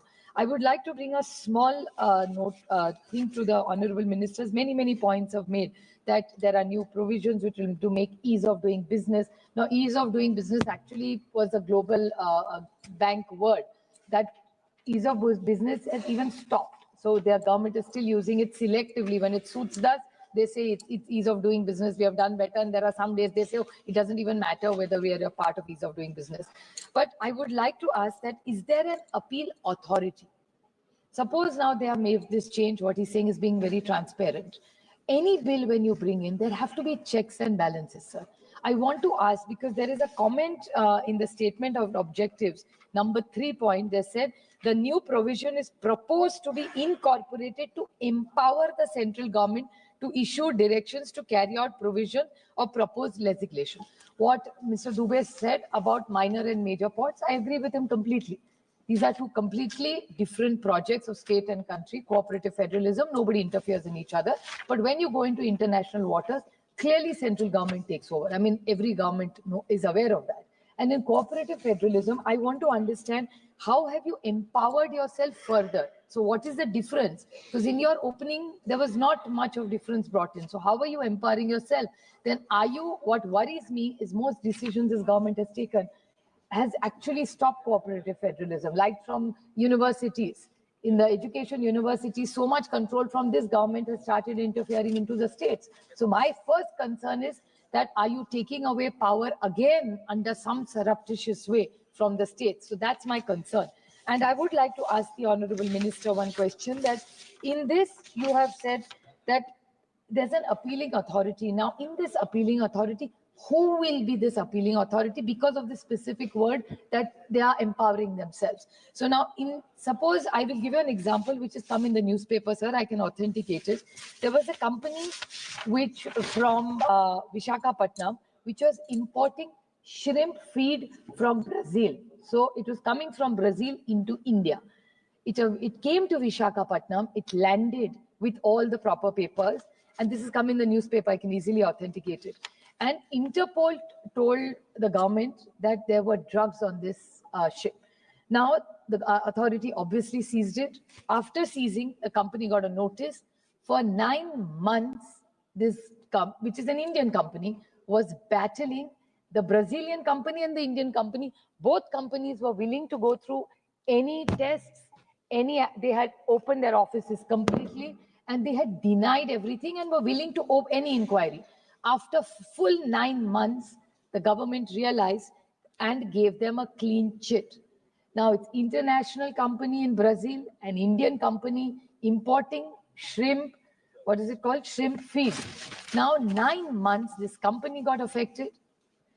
They had to pay huge tariffs because it was just parked there for 9 months, and their business collapsed for 9 full months. Look, if they're a large organization, maybe can afford it. But small businesses who are trying to make India proud, Atmanirbhar Bharat, we're trying to do so many things to work betterment with other countries. What intervention will your government do in a time-bound manner? 9 months is a long period for that company. So how can you help or intervene? What is in this, is there anything like goods or damages? When goods get damaged, who will take ownership of it? Government is going to put their hands up and said, oh, the Interpol has told us, so we can't do anything about it. So can we have a time-bound manner? Can we have, there's so much technology available now. So can we have a quasi-judicial system here in a time-bound manner that anybody who has such challenges, it could even be real. Like Mr. Dubey said, so many drugs are coming into India. My God, it's actually alarming. And I think this whole house should together do something for this fight against drugs unanimously. So what would you do? Because most drugs are not made in India, they're imported. So what are you doing in this bill to stop any drugs entering from India? I think that's what we expect from this honorable minister. So can you tell us, or even these things that are happening in the dark net? Mr. Dubey said that the e-billing is not something that is practical or it's been done. My question to the government is so much, which even Mr. Premchandran said, with so much technology coming in, which you can call it a disruption or you can call it to help us. What technology, could have we not used more technology in this leading bill? So can you specifically tell us how you're going to protect the Indian businessmen in this? Because this bill has to be for our Indian people. So I urge you to seriously consider, if required, you can take all this feedback, strengthen the bill. We support it even in the case it is. But we hope that you will protect every Indian businessman because he or she or that company is India's pride. Like you said, you are proud about India. We are proud about every enterprising businessman in India who's trying to create and generate wealth and opportunity for Indians. So I hope in this entire international game, no Indian gets compromised in the future, and you will take up ownership and lead from the front for the Indian businessmen who are helping maritime commerce. Thank you. Thank you. Sri Anil Desai. Thank you. Thank you, Chair. Sir, I've gone through the Indian Bills of Lading Act 1856 now, which has been changed to Indian Bills of Lading 2024. And as has been said by earlier speakers, that pro and cons of the bill, but I think there is hardly anything to speak against the bill, whatever the contents of the new bill is there, except for few facts. I would like to ask the Honorable Minister regarding very first point that central government, like Section 5, central government may give such directions as it may deem necessary for carrying out all or any provisions of this act. Now, central government has been there in the act as it is legislated in the parliament. And what is that specific act or provisions where central government will come or put intervention or play a role? That needs to be specified. I think Honorable Minister is laying his, giving his attention here. Sir, another thing that the speech which was made by Honorable Nishikant Dubeji, that, I mean, he came out with a lot of knowledge it given to the, or enlightened the House, I would say. That bill of lading, what it was earlier, how the contract went, and how the improvisations have come, and how specific the best to the everyone, like shipper, the ship owner, and the consignee. Now, what are those provisions which he has said? Can Minister elucidate them while answering? Bill of lading, as it was there in the colonial times, it is a contract between the freight shipper, that is the owner of the ship, and the consignor, the sender of the goods. And the receiver of the goods is also mentioned on endorsing that document. It's a valid document. After that, the ownership used to transfer. Here in the bill, it is only mentioned, it is only main fact of the thing that rights and liabilities are transferred to the consignee when the bill of lading is incorporated. Besides that, everything is there what it used to be there since 1856. Now, whatever Mr. Nishikant Dubey has said, that letter of credit and all that, that also stands because here insurance plays the main role in the entire transaction. And insurance claims which arise out of disputes between the consignee and the consignor and the ship owner per se, that whatever happens in between in transit, for that insurance, that the entire transaction is covered under insurance, marine insurance. And I think one of the speakers, I think Gangopadhyay ji, when speaking, he said multimodal contract is also into operation of this bill. Can you put or shed some light, Mr. Minister, while replying to this bill, that what kind of multimodal contract is covered? Because this is from port to port, and despite that any other multimodal, that any major ports or minor ports are covered in that, in the international waters. And from there onwards, whether the road or by motor or any other transport, that is also covered in the bill of lading. Any specific articles or any sections are meant for that. Now coming to the export and import. Now how we find that current account deficit, that is the major thing. Our exports are not growing. Why our exports are not growing? Maritime business is the main business by which we earn a lot of foreign exchange, the major foreign exchange. Now, why we have gone down as far as exports are concerned? Export policies are not supporting, or they are not conducive to the environment where the exporters try to earn some laurels for the country, or anything like that, that freight charges which have gone up, that is becoming detrimental to the health of the maritime business. Now, I'm just coming back to my state of Maharashtra, where I'm coming from, Mumbai. So in Mumbai port, in JNPT, now if you see the congestion and kind of the business activity is being conducted there, the infrastructure itself has reached the brink of collapse. I mean, have we thought over it? How do we go when it is not sufficient or it is not in proper order? We have gone for Vadhavan also. As my colleague Arvind Sawant has raised a very valid point, that draft which was needed and the reclamation which was to be done in Vadhavan, why the sand had to come from different state, Gujarat? Why was it not taken from the Mumbai port itself? Can Minister enlighten on this fact? There are a lot of things, lot of scope and lot of potential for maritime business in India to grow. Exporters are craving for that. But is the condition, or is the environment conducive to see that exports rise and exporters are given that kind of momentum by the government? If questions are answered by the minister, I think, and so Priya Suleji, what question she asked, that these disputes which come in transit, the government in the international central government has a role to play.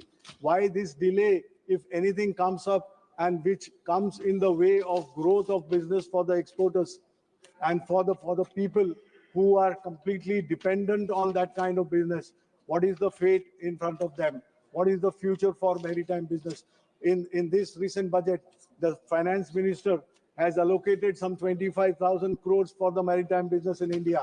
I think that provision itself is not enough to see that maritime business the way it is conducted overseas. Please and conclude. other countries. If we have to match, if we are going as Nishikant Dubey ji has said, that formed 4 trillion. We are comparing with the US, who's got more than 30 trillions of economy. If we are to match, can we go without it? If we do not have that kind of infrastructure for the maritime business, where do we go and what is the scope left for India? Please conclude. Thank you, sir, for Thank you. giving me an Thank you. opportunity to speak on this. Shri Darshan Chaudhary. Darshan Chaudhary. आज